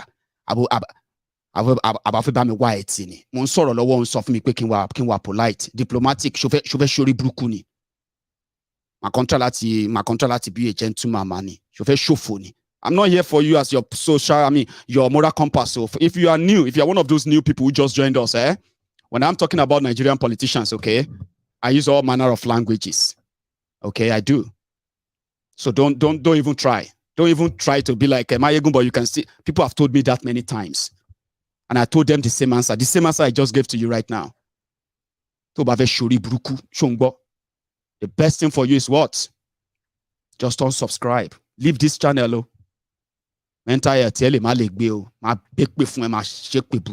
So, except if you are one of them, that's when you feel concerned. Don't learn anything from me. I'm not your moral compass. Are you with me? So yeah, that was their debate the last time. However, talking about dividing the people to cover up a lot of their shortcomings, okay? I wasn't expecting them to be this tribalistic and to be this divisive. I've seen enough, honestly. I've seen so much. And I'm actually so grateful to a lot of people who actually know me very well, that have spoken against a lot of them. Not because I have any special interest in that, because I know that the election the election will be gone. They will be done with their elections and their whatever soon. But the leftover of the rhetorics, the division, the tribal slaw that these criminals are, in fact, planting everywhere today, they will remain with us. And unfortunately, they can turn around and say, I don't see. Listen, what you are watching this evening is not an endorsement of anybody. I don't even have that capacity, okay? This is me trying to make you understand the state of mind of those who once said Lagos is impenetrable. They have so much skeleton buried until a new landlord goes into that place. A lot of you would never find out. Now, it was never a big deal. Jandor was one of them. Then he parted way with them. Jandor said he became what he became by working for Tifnumbu as those who mobilizes these thugs for him to rig elections and every other thing. He said that. And he said, with what they showed to them on Saturday, this Saturday, they are going to match them violence for violence. We'll pay them back in whatever coins they are bringing up. But there is an intrusion. You know what I mean? Political disruptor. They are the Obidients. Sure, you want to hear the truth? If you combine APC and PDP together, they don't reach one. That's what I'm trying to let you know. Sure, you get. Whether somebody is going to step down or somebody is not going to, whether they're going to rig or the rest of that, right? We are yet to see. But there's something that you should always remember. The reason why this hates, the reason why all these vile, divisive messages, tribal slaw and everything you are witnessing right now because of Lagos election, the reason why they are now increasing them to further polarize already polarized and divided their country, yeah, is because they are threatened by Lagos Obidients. Obidients are not Labour Party members. Don't mix them up. Remember that. So whether Jandor is going to have to smuggle himself as well to further deplete APC, but I can tell you this 100%. If they do their election in Lagos, the only people whose votes is not affected by whatever happens or will happen is going to be the Obidients. They are the real threats as we are talking right now. So don't worry yourself. Just pay attention, follow them, and at the same time, let's see who is going to shock who. Because as we speak, even in Kaduna, where El Rufaya hails from, Kaduna, APC, Egbekegbe, got trounced. They lost all the Senate there to PDP. And they lost most of the House of Representatives seats there to Labour Party PDP as well. Now, they lost the presidential there to PDP. So they also, as we speak, even El Rufaya is pleading, let everybody know whatever we have done wrong. In Hausa? Goyon bayan da aka bamu shekarun nan da suka wuce don Allah a ninka a ba Sanata Obasani da Dr. Hadiza Sabo Balarabe domin abubuwan da muka fara na alheri su ci gaba. Kurakuran da muka yi kuma su gyara. Idan kuka kawo wani sabo da bai sani ba, kila kurakuran da muka yi sai sake yi. Idan an yi ma wani laifi, a ɗora min laifin, kar a ɗora musu. Domin ni ne shugaba, ni ne laifin. A yi haƙuri, ina neman afuwa duk wanda aka yi ma laifi. Amma da uba Sani da Dr. Hadiza Sabo Balarabe ba su da laifi. Laifin duka nawa ne. Amma ni na kusa tafiya. Saboda haka kada fushin wani ya sa fushi ya koma kan. In a nutshell, he's telling them there that they should forgive him. Forgive the deputy governor. That the Ubasani and his deputy as candidates of APC, they are not the ones who offended the Kaduna people. That he, El Rufaya, is the one who offended the Kaduna people. That they should not pay Ubasani, they should not pay him, with the sin of El Rufaya. Okay? Almost same thing. If you have to rig the way the whole thing is right now, you would have to do so much, and there's no way you can that you won't be exposed. Sure, you get like what you have in their presidential elections, right? Now take a look at this. Somebody had this to say: if Nigeria is not one, why not tell everybody to go their separate ways? Why are you pretending that Nigeria is one?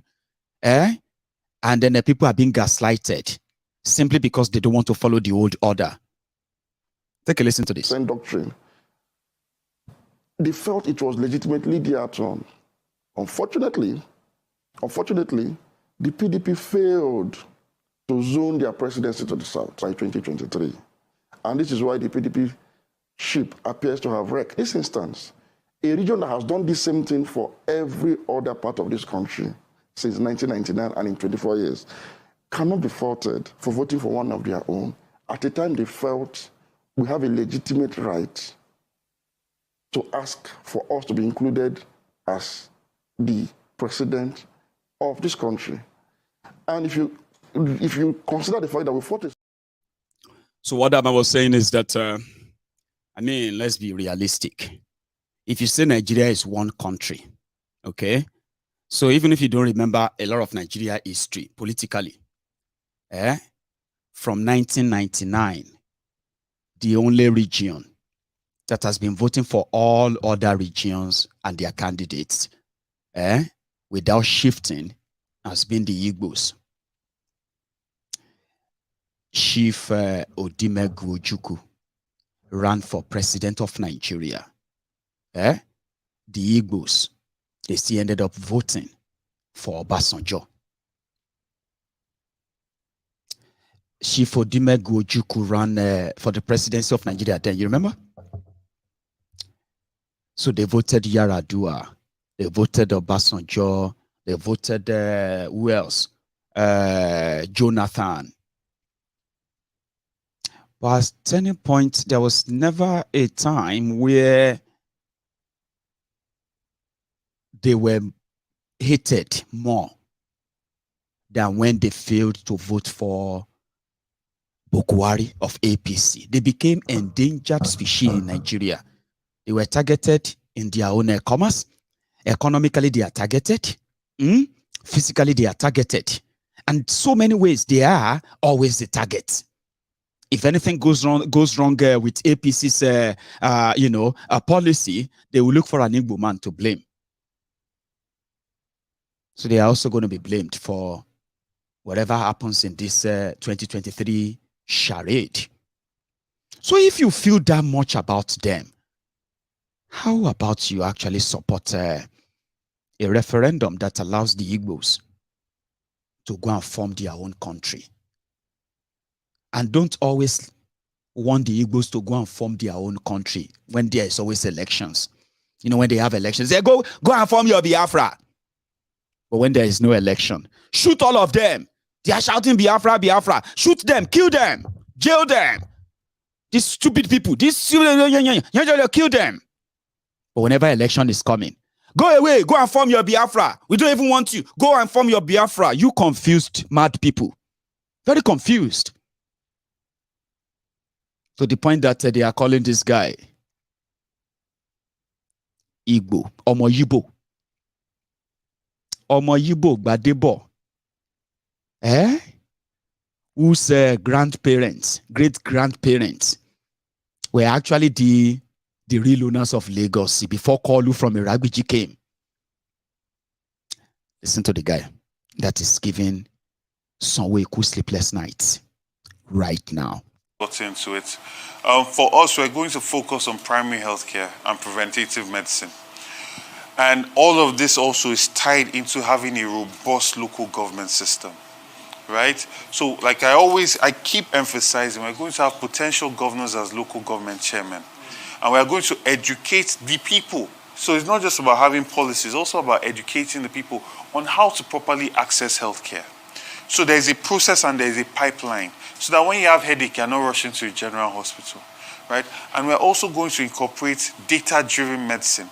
So from a call post where you can call and engage a doctor that this is what I'm feeling, and then they can direct you to go to the primary healthcare center that's going to be very well funded by our government. And we're going to normalize diagnostic tests because healthcare must be data-driven. Right? Diagnostic tests will become mandatory. Even as I'm running now, I've created micro health insurance for Lagosians to normalize getting diagnostic tests. And this is done in partnerships with pharmacies that are in your area. Right? So we're going to also, because I wanted to test it as policy before I then get into government. So this is already being done. So we're going to include that, incorporate that micro health insurance to everybody, so everybody will have access to that. So you can get diagnostic tests done. From that point, if you cannot get treatment there, you can then be referred to the general hospital, right? So we're going to inculcate into the minds of people the pipeline for healthcare system. We're also going to focus as a government on the supply side, right? No, sorry, on the demand side of healthcare. Demand side being health insurance, bringing the private sector in, creating an enabling environment so that funds can be spent on that and quality healthcare can actually be assured. And we are also going to set up a complaints line because I got into it. It's a long talk. I wanted you to hear him, okay?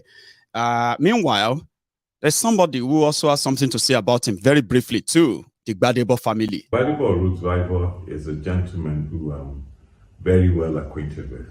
And I do so because I find him as a very honest, trustworthy, hardworking, extremely intelligent, extremely bright, one of the very, very best out of the crop of, should I call it next gen politician, but his time is now. He's bright, resourceful, can think out of the box, fits the bill, ticks too many boxes, competent, able, articulate, honest, authentic. The adjectives just go on and on. But I'm saying this not from a position of flattery, but from a position of truth and honesty. What you see is what you get, and he's a true. Because of horrible politics, there's nothing they haven't said about that guy, and they're not saying anything about him because it's probably like it doesn't fit in. Okay, they are not telling you why it's not fitting or it's not, you know what I mean, guys. They are destroying and demonizing him because his mother is Igbo. That is a sin. I've never seen horrible people as APC, Egbekegbe, like destroy your own because of the drug cartel controlled government that doesn't give a damn about you. You have no drinking water in the entire metropolis of Lagos State. And all that really, really scares you is that a Yoruba man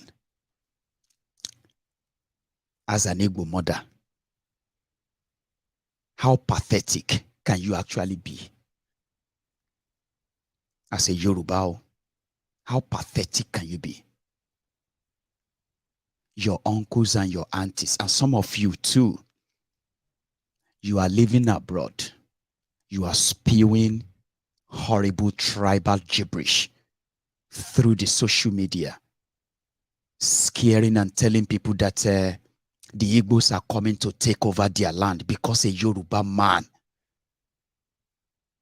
is challenging the drug-infused cartel, cabal called the Tifnumbuse gang. Meanwhile, your partners, your wives, your husbands, you are married to white, you are married to black Americans, you are married to here and there, all over the place. You are procreating, you are reproducing children. And you want to take them back home to say they are Yorubas. How horrible can you really be? How pathetic can some of you really be? Your children are marrying their love, the love of their lives. They are non-Yorubas. You are happy? Half-caste children are so beautiful. But you jump on social media, spilling something that should be a family generational embarrassment for you, but you have no shame.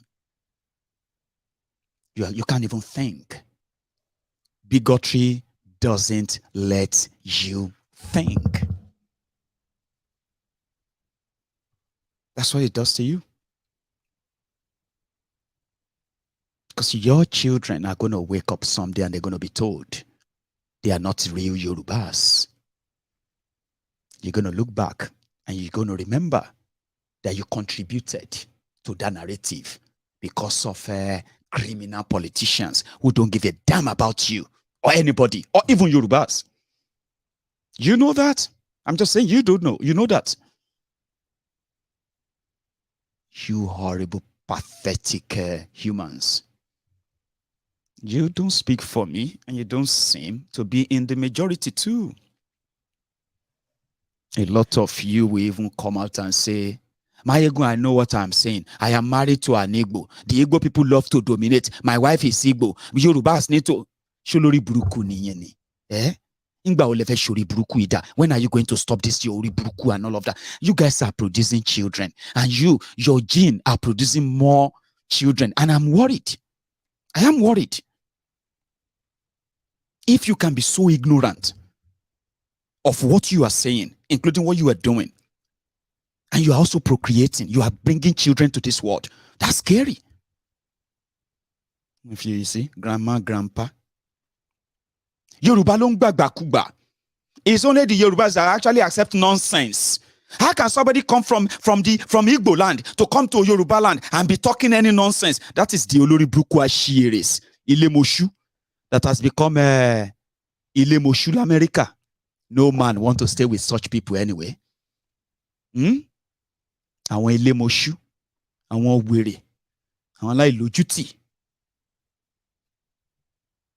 Yorubas are the ones accepting nonsense. Yorubas must fight back and make sure. Fight back and what? It's so sad, though. You guys are pathetic. And we need to let the rest of the world know. You don't speak for us. You don't represent us. You are a shame, an embarrassment. I wish there's something we can do, like abracadabra, and make all of you just disappear. And nobody will miss you. Racism, bigotry, tribalism, all these negative zim. They are so bad that they blind you, and they also blind and cover your brain. Do you think at all? I'm just saying, I'm just asking, do you? So, going forward, if people are asked, what should they do to you? Somebody send me this clip. And that's it. Hello? Hello? Yeah? Akasan. Akasan. I was actually Mr. Ibrahim Ahmed ni mo bá sọ̀rọ̀. Bẹ́ẹ̀. Láti campaign office, Senator Ajibola Basiru SRJ. Kò lè wọlé. Kò lè wọlé. Okay.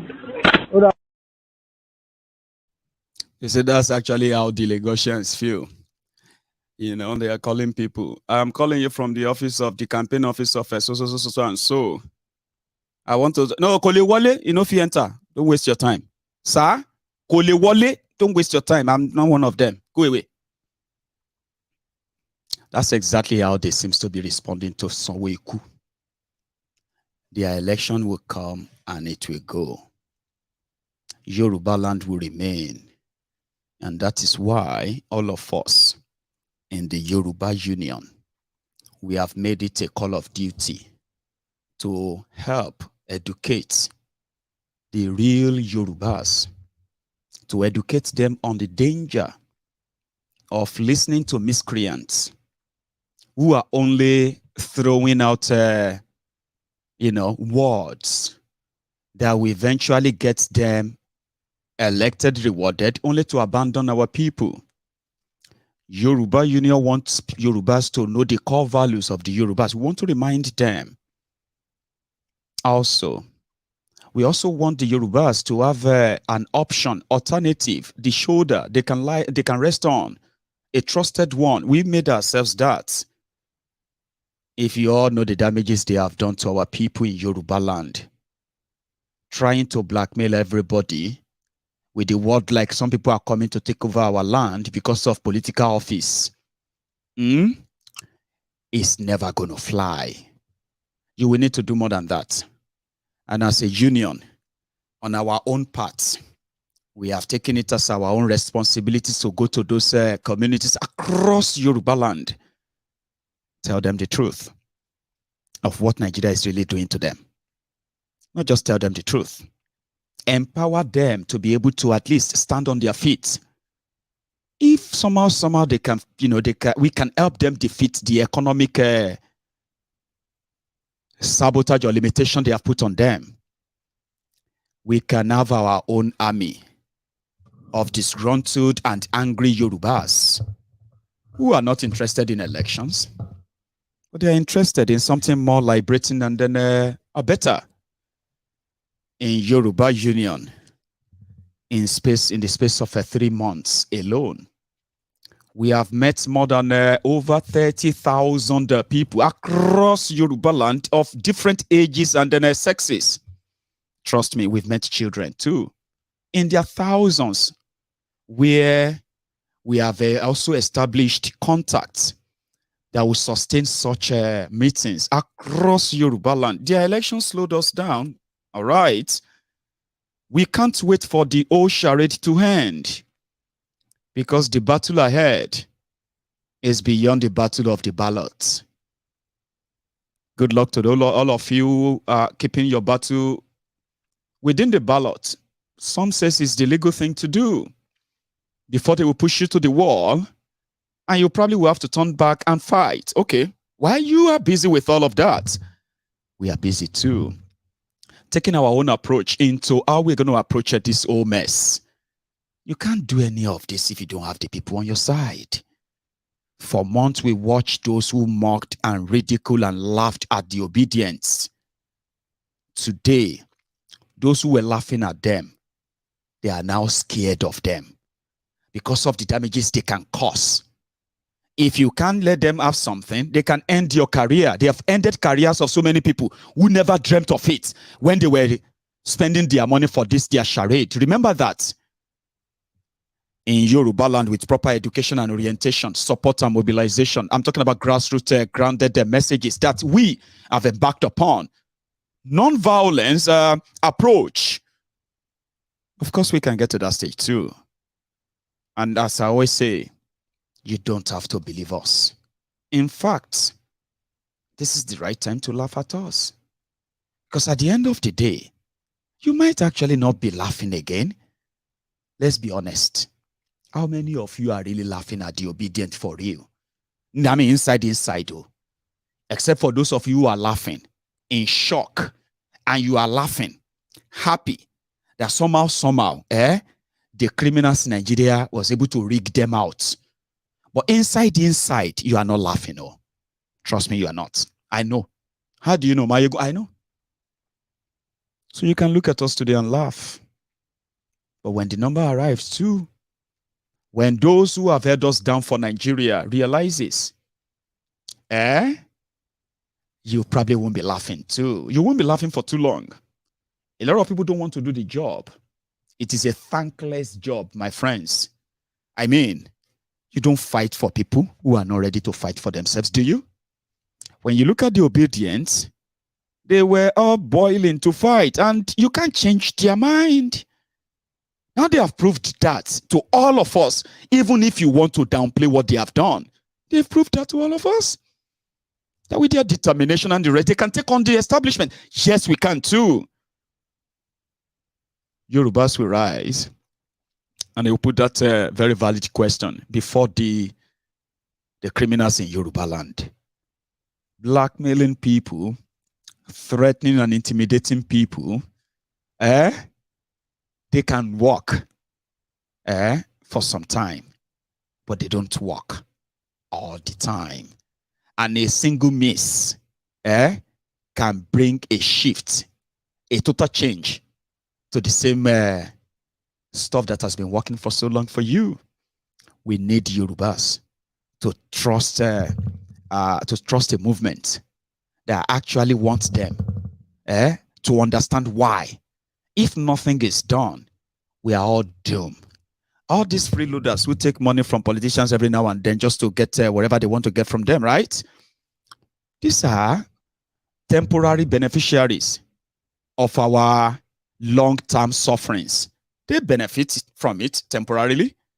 We suffer for this in the long term.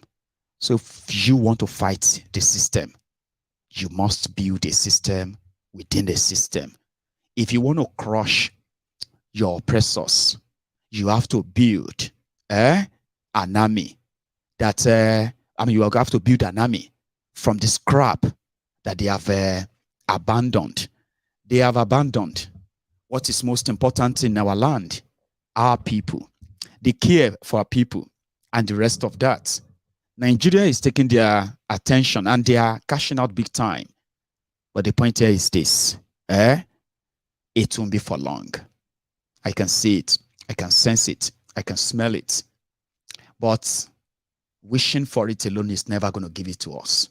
That's why I appreciate everybody, as every member of Yoruna Union.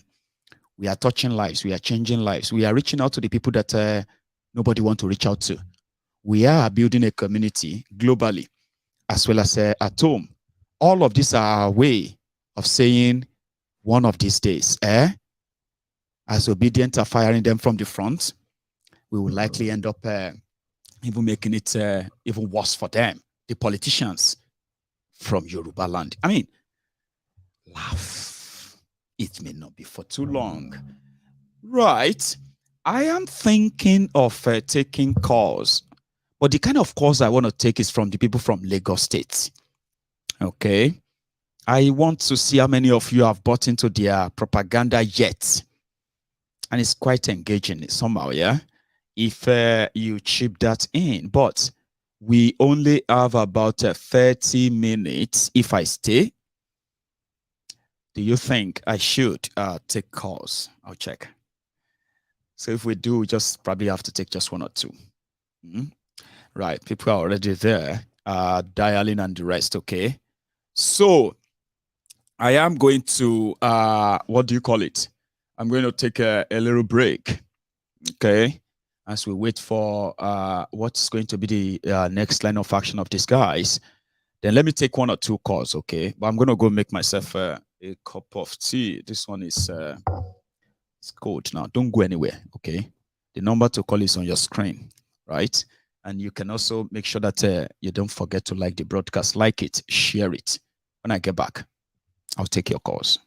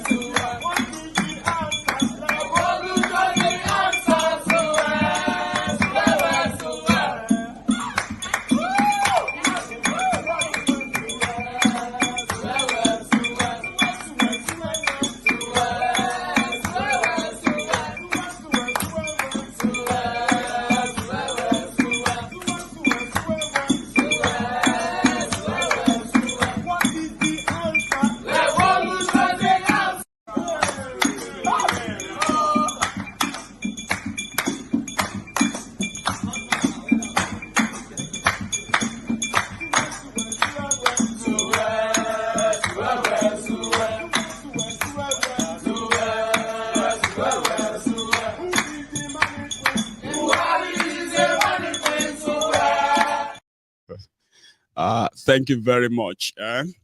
So I discovered that the main line was actually switched off.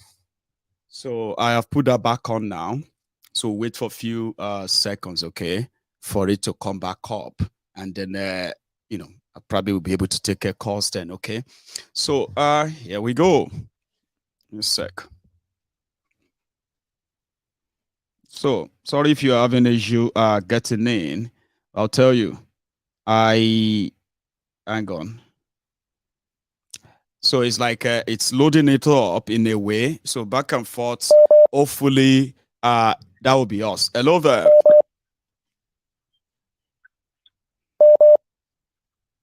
Hello. Hello, Maiyegu. Hello, sir. How are you? I'm good. How are you doing? I am very well. Thanks for asking. And you are live, by the way. Yeah, my name is Mike. I'm calling from Istanbul, Turkey. Mike from Turkey. Yeah. Thanks so much for calling in. So yeah, everybody can hear you loud and clear, sir. Please. I'm a very big fan through Mazen Namdekalo. You know, when he told us to, follow up and listen to you. And since then, Thank it has been a very great opportunity to listen to you. Thanks, man. Thank you very much. Anyway, I'm from Abia State. I want to tell you exactly what happened the last election in Abia State. Right. I was talking about Ikuku. I don't know if I got his name right. Theodoji's son. Yes. Did I get it right? The son of, yes, you got it right. The son of former governor of Abia State that was in Senate all this while. Mm-hmm. Yeah, the guy lost election, and he bought, about 10 Sienna, all these Sienna buses, share it with some people and all that, you understand? Then, gave other people to 250,000 and maybe up to 200 people, something like that, based on the transformers election, too. Remember, the one way in the collect back now. You don't ask them to return all the transformers. So he, the INEC returning officer that was in charge of the election, you understand? Mm-hmm. So when he found out he was losing, he called the man. He offered the man 1 billion. Wow. The man refused. You understand? So he offered the man. He put under. He made it 1.5 billion. The man refused. So they went to the hotel where the man was staying. Break the place. Try to doctor the numbers because the numbers was too high for them. It's too high for them to read. People said Theodoji, Ikuku's father, they said Ikuku learned so well from his father that he's the chief rigger in Abia State, that even other political parties, they fear him. Or more, our chief rigger take loose election is still a mystery.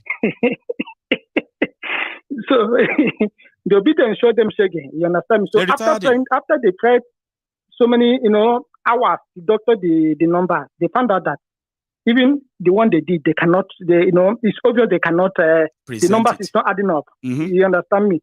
So he just gave them, he said, okay, there's no problem. He just gave up.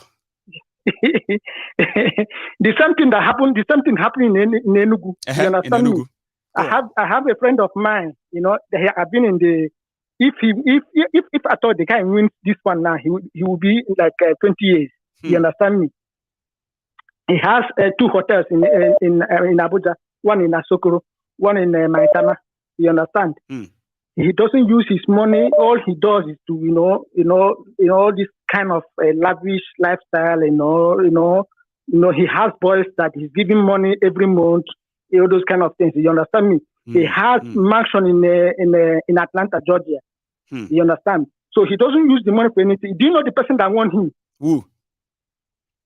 The person that won him, the Obidient boy that won him, did not have poster, did not do any campaign. You understand me? The guy that won him. I've been at that guy who happened to be, they said he's a graduate, who also ride the Okada. He works as well. No. Is that the one? No.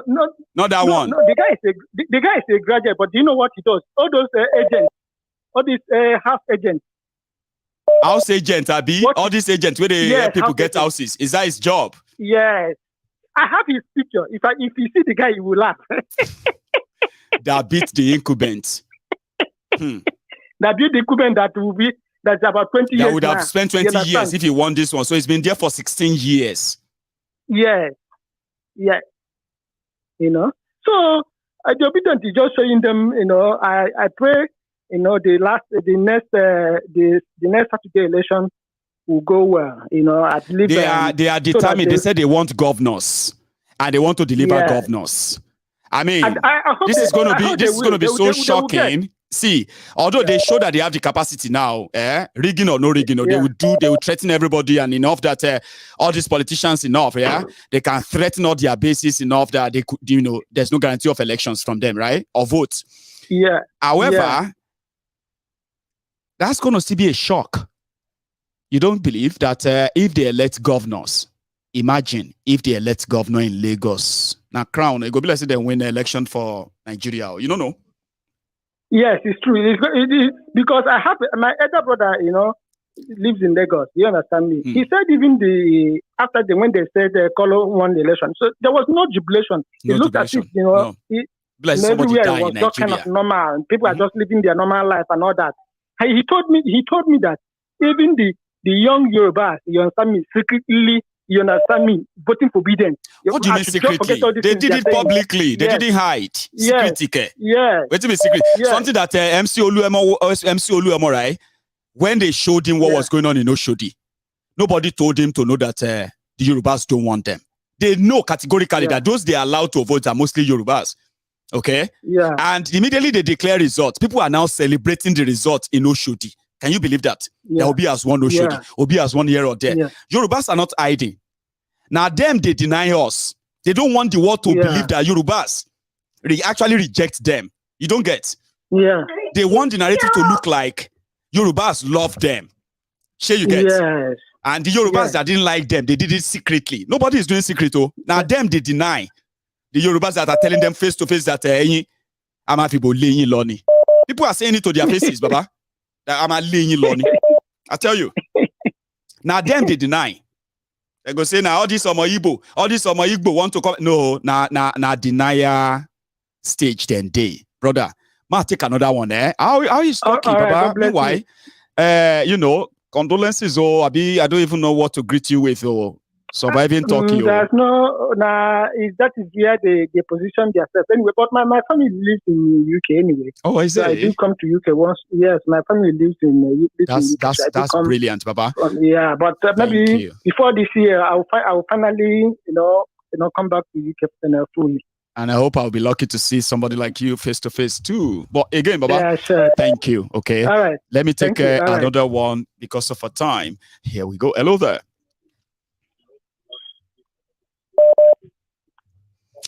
Hello there. Hi, Maiyegu.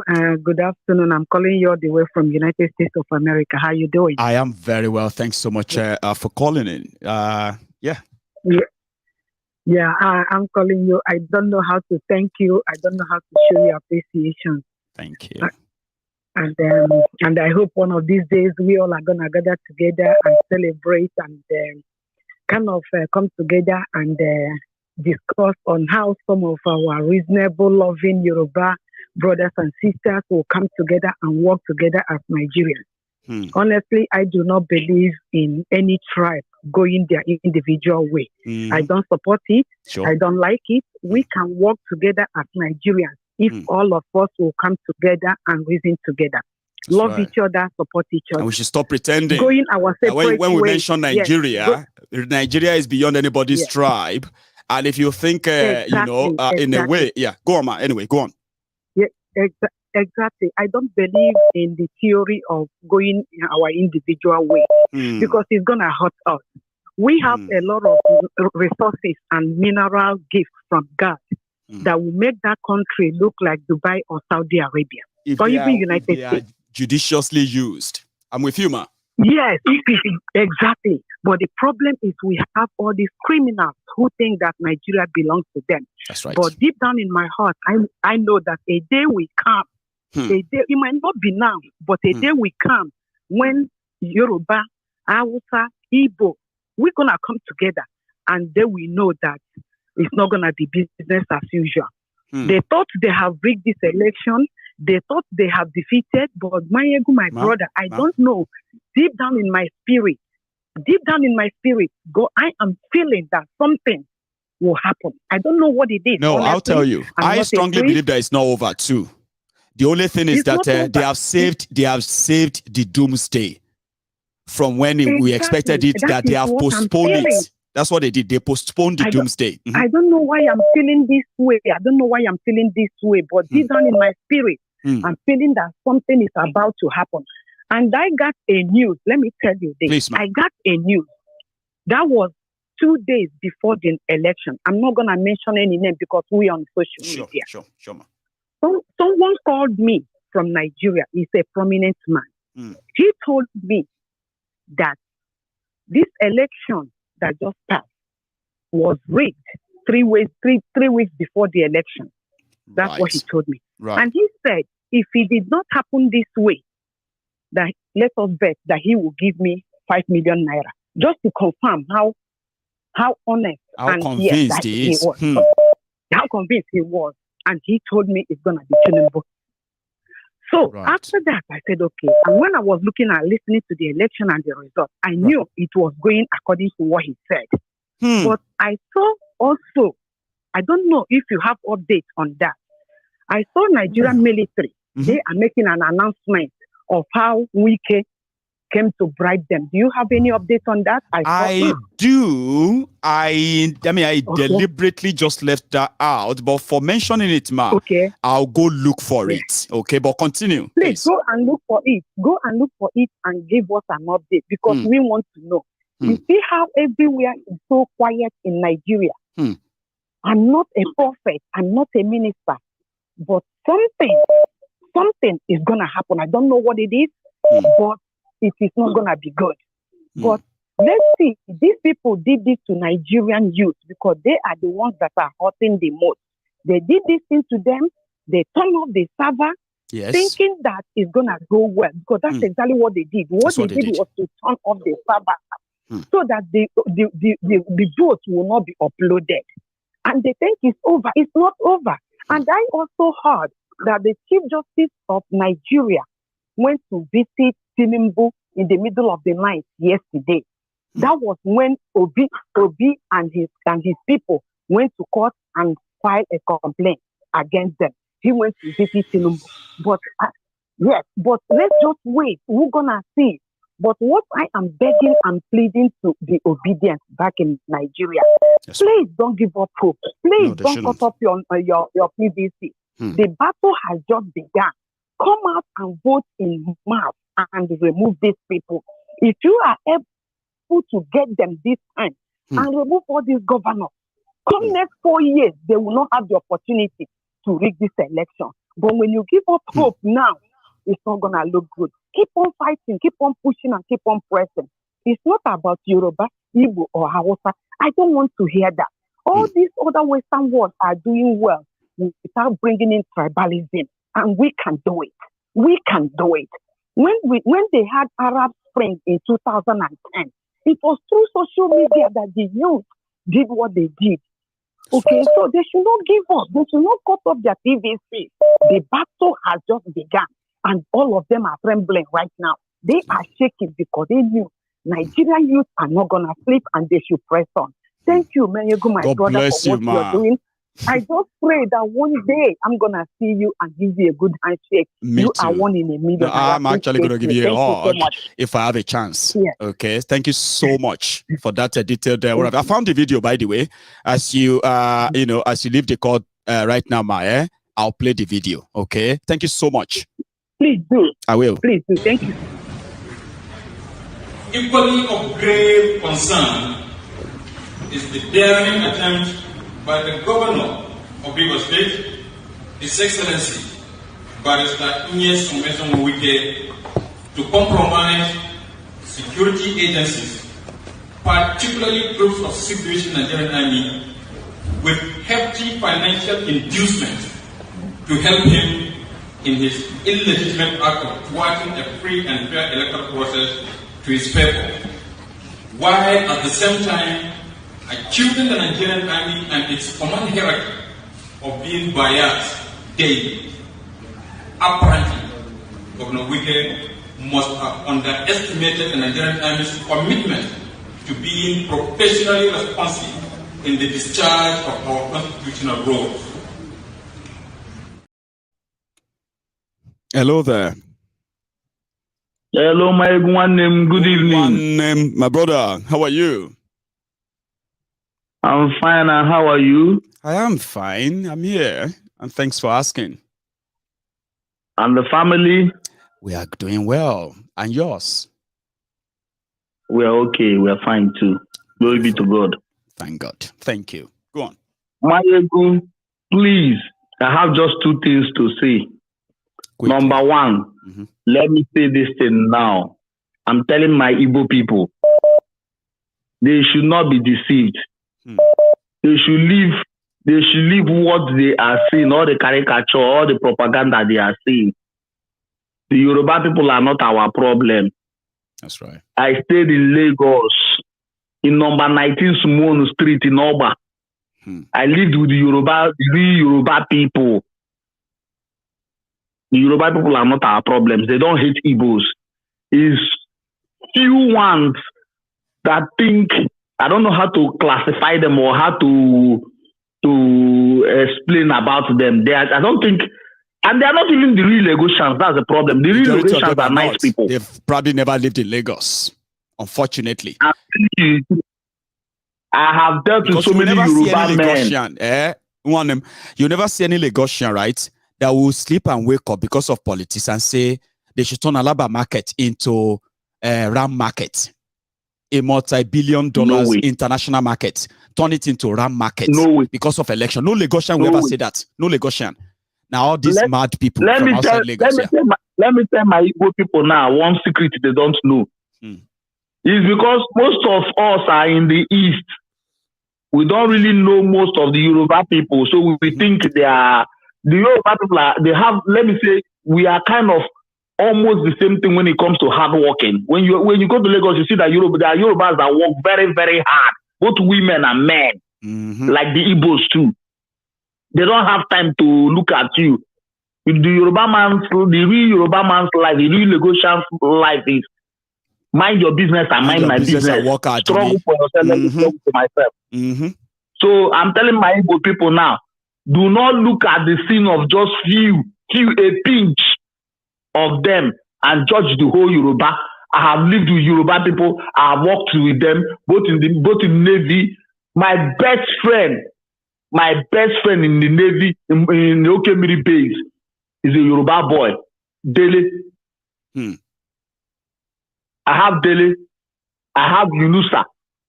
These are my good friends. One is from Osun State. One is from Ibadan. So the Yoruba people are not what you people think they are. But these people are trying to play this game of divide and kill. This, that. No way. You will not, because of one man, you hate the whole tribe. So I'm saying I spoke in English so everybody will understand me. Thank you. I won't mind if you want to say it in Igbo as well. Brother, you are still using your time. You have just about 2 minutes left.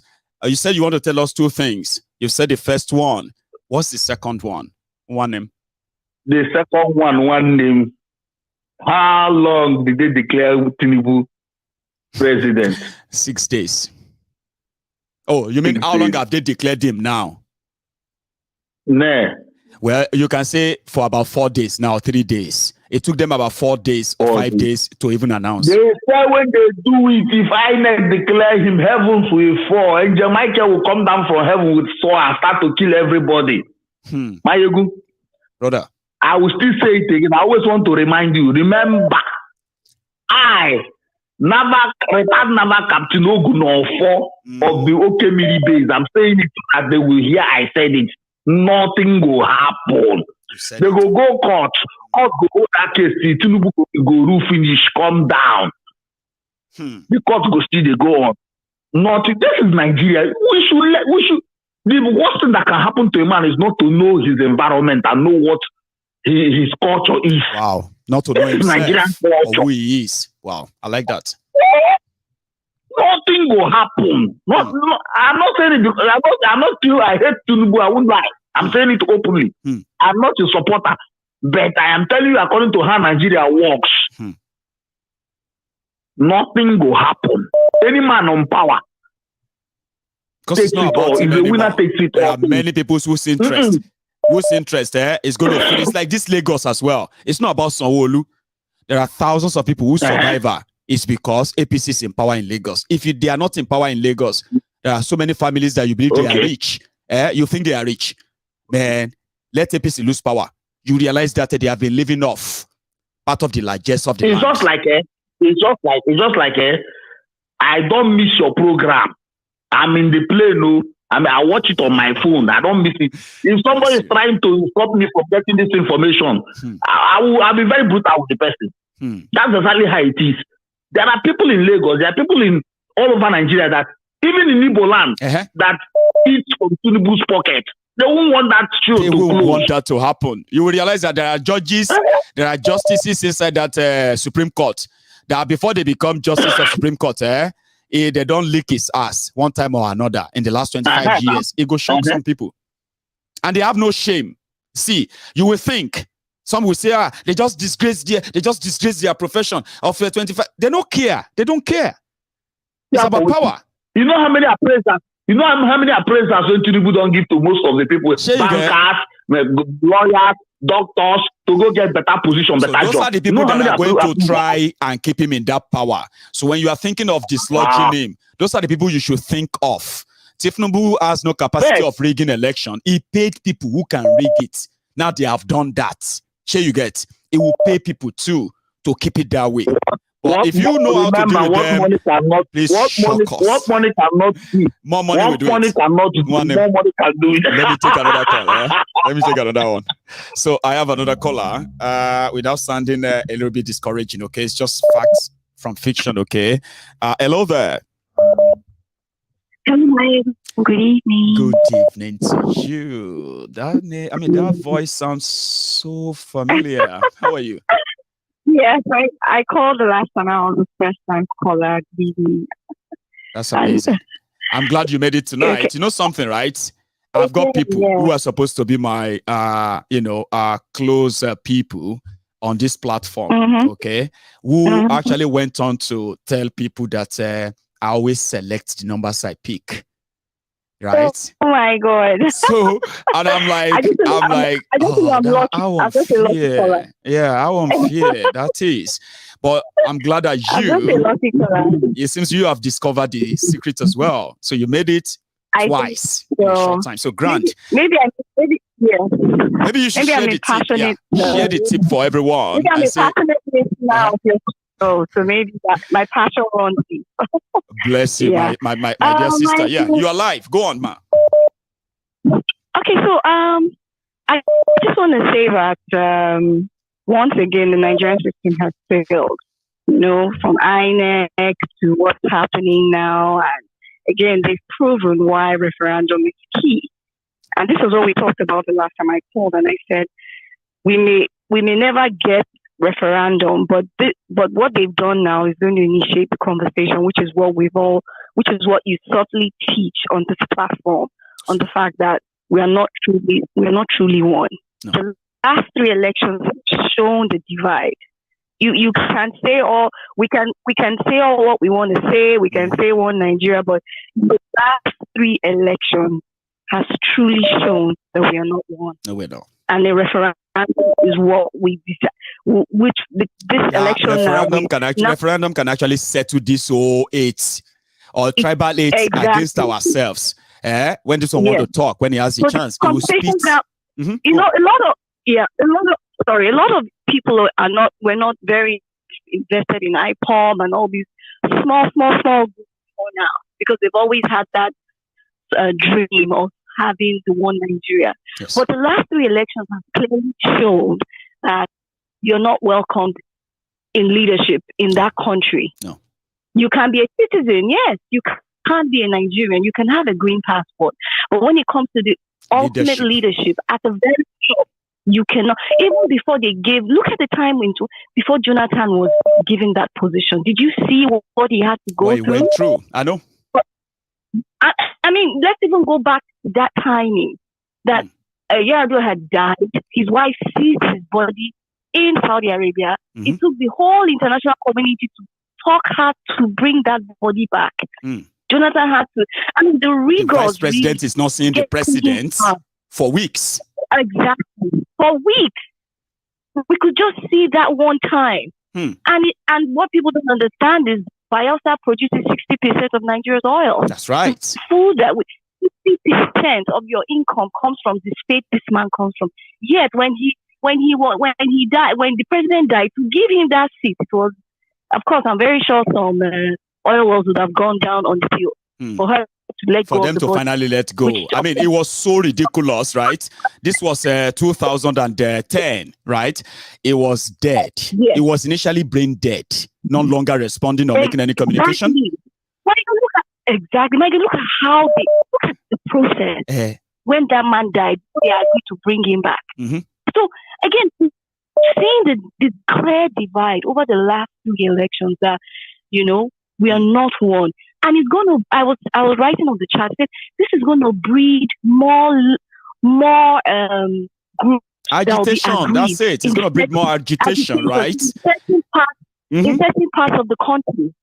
Those groups will begin to spring up. What we've thought, okay, we've sort of killed, we've sort of agreed, it's going to breed it, which will now bring the discussion for a referendum. Just the way, for the first time, I'm actually hopeful that we may end up being like India, Pakistan, and Bangladesh, where no gunshot was fired before they agreed to referendum, where they just agreed. Yes, India said we want to be Hindu and Muslim. Okay, Pakistan said, we want to be Islamic. Bangladesh said, okay, no problem. They all agreed. Everybody went their separate ways. We may end up going that route. I love your perspective, your own perspective of this conversation. And that's one thing I respect about everybody who calls in onto the program. I love what you just said. When you look at the whole thing generally, right? It is all tearing apart. A lot of people are looking for one last opportunity. People are very eyes. Yeah, people are looking for one last opportunity. A lot of people who participated in this charade, right? Election and everything that goes along with it, right? They said, we just want to give Nigeria the last shot, a final shot. After this, we're done. Exactly. So I agree with you. There will be agitations. That's what I'm thinking. That the agitations will now increase more. And such that I was saying to my sister the other day, I said, even if Tinubu gives Nigeria 24-hour electricity, he will never be seen as a hero. Because off the bat, he's hated. Off the bat, he's hated. But he stole the mandate. So it doesn't matter what he does. No legitimacy. It doesn't matter how many railroad fixes, whatever he does, nobody will recognize him as a true leader. So from the get-go, he's been hated.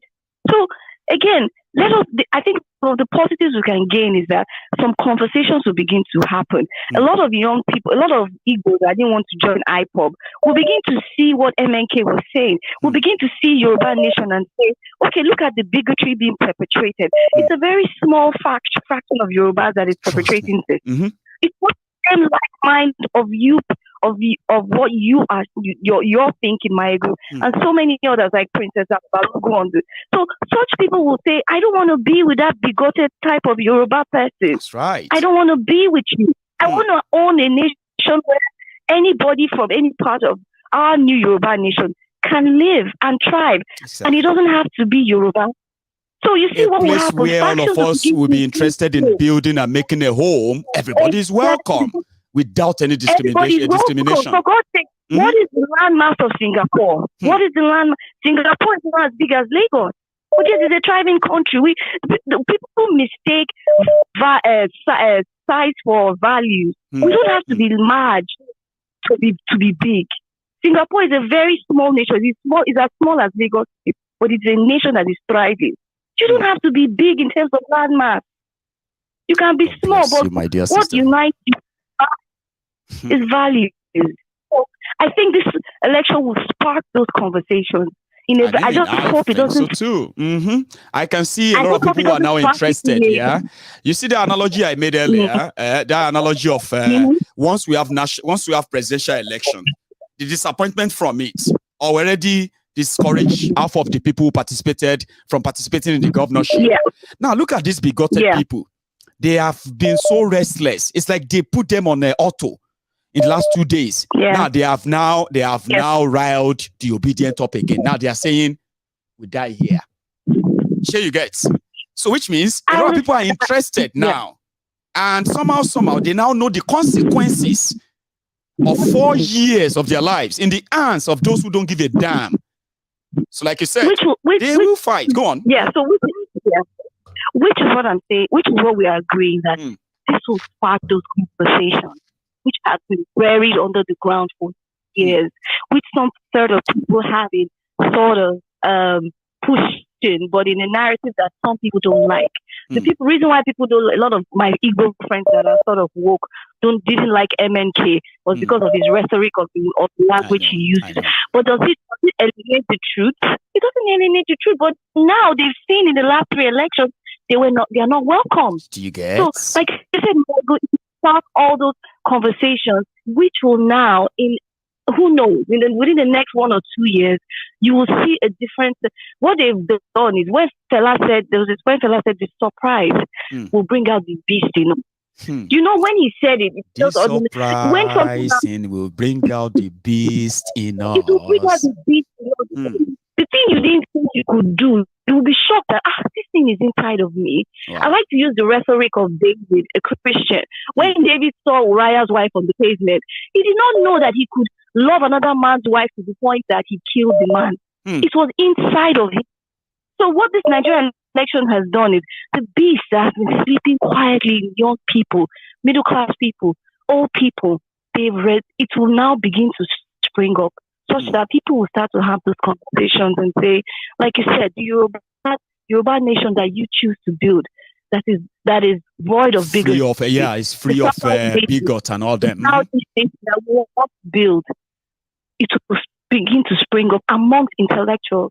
And trust me, Maiyegu, we may not need to I appreciate you, my dear sister. You know, the last time I told you that I could listen to you all night, but I've not been so lucky enough to get you on early. So you're going to be my last caller tonight, and it's worth it. Thank you so much, Thank you so much. Always beautiful. Bless you. Have a good one. My regards to the family as well, right? All the best. Good night. So thank you so much, everybody who participated in this conversation tonight. I wish we have longer nights to have this chat. It's quite interesting. A lot of people want to have their voice or their voices too. And I bet not bringing them on has denied us, another wonderful views of our callers, okay, or my viewers. But everything that has a beginning must have an end, right? My slot is done. My time is up. So I'm going to have to wait for the next one. Thanks so much for spending your evening with me. I appreciate you all the time. But please, when you leave, right, just before you leave, okay, like the broadcast. Subscribe if you haven't, all right? I'm going to see you some other time. Until then, please stay safe, okay? Please. Good night.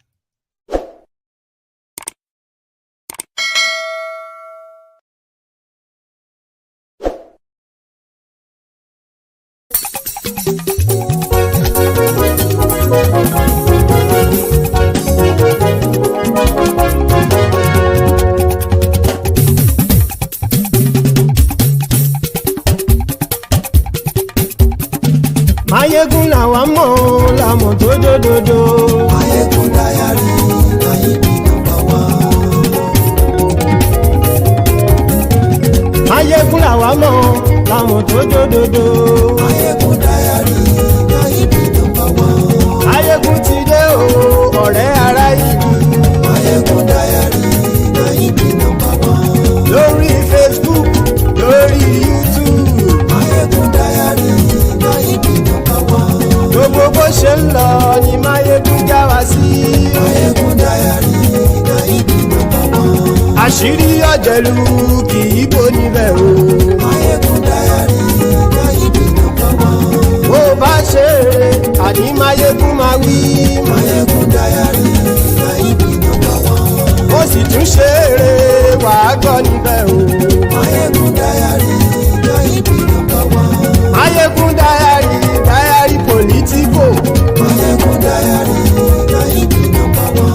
Godfatherism kò sí lọ́rọ̀ Máyégún. Máyégún Diary Máyégún number one.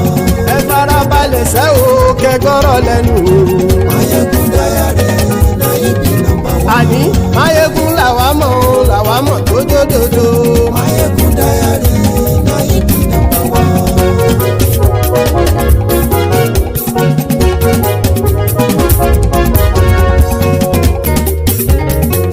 Àní ẹ̀sùn rà kì í. Máyégún ti dé. ọ̀jẹ̀lú ẹ̀ súnra kì. Máyégún ti dé. Àní ẹ̀ súnra kì. Máyégún ti dé. Lórí Facebook. Máyégún ti dé. Àní ẹ̀ súnra kì. Máyégún ti dé. Lórí YouTube. Máyégún ti dé. Àní ẹ̀ súnra kì. Máyégún ti dé. Wọ́n bàbá gbé wúrẹ́. Máyégún máa bí. Àní ẹ̀ súnra kì. Máyégún ti dé. Ijó ìgbádìyẹ. Máyégún máa bí. Àní ẹ̀ súnra kì. Máyégún ti dé. Bí pẹ̀sìdó bá rúfin o. Máyégún máa bí. Àní ẹ̀ súnra kì. Máyégún ti dé. Bí gómìnà kówó jẹ. Máyégún máa bí. Àní ẹ̀ súnra kì. Máyégún ti dé. Ọlọ́pàá tí ń darí bá. Máyégún máa bí. Àní ẹ̀ súnra kì. Máyégún ti dé. Aṣòfin tí ń rúfin o. Máyégún máa bí. Àní ẹ̀ súnra kì. Máyégún ti dé. Òpùrọ́ olóṣèlú. Máyégún máa bí. Àní ẹ̀ súnra kì. Máyégún ti dé. Ọ̀jẹ̀lú ẹ̀ súnra kì. Máyégún ti dé. Àní ẹ̀ súnra kì. Máyégún ti dé.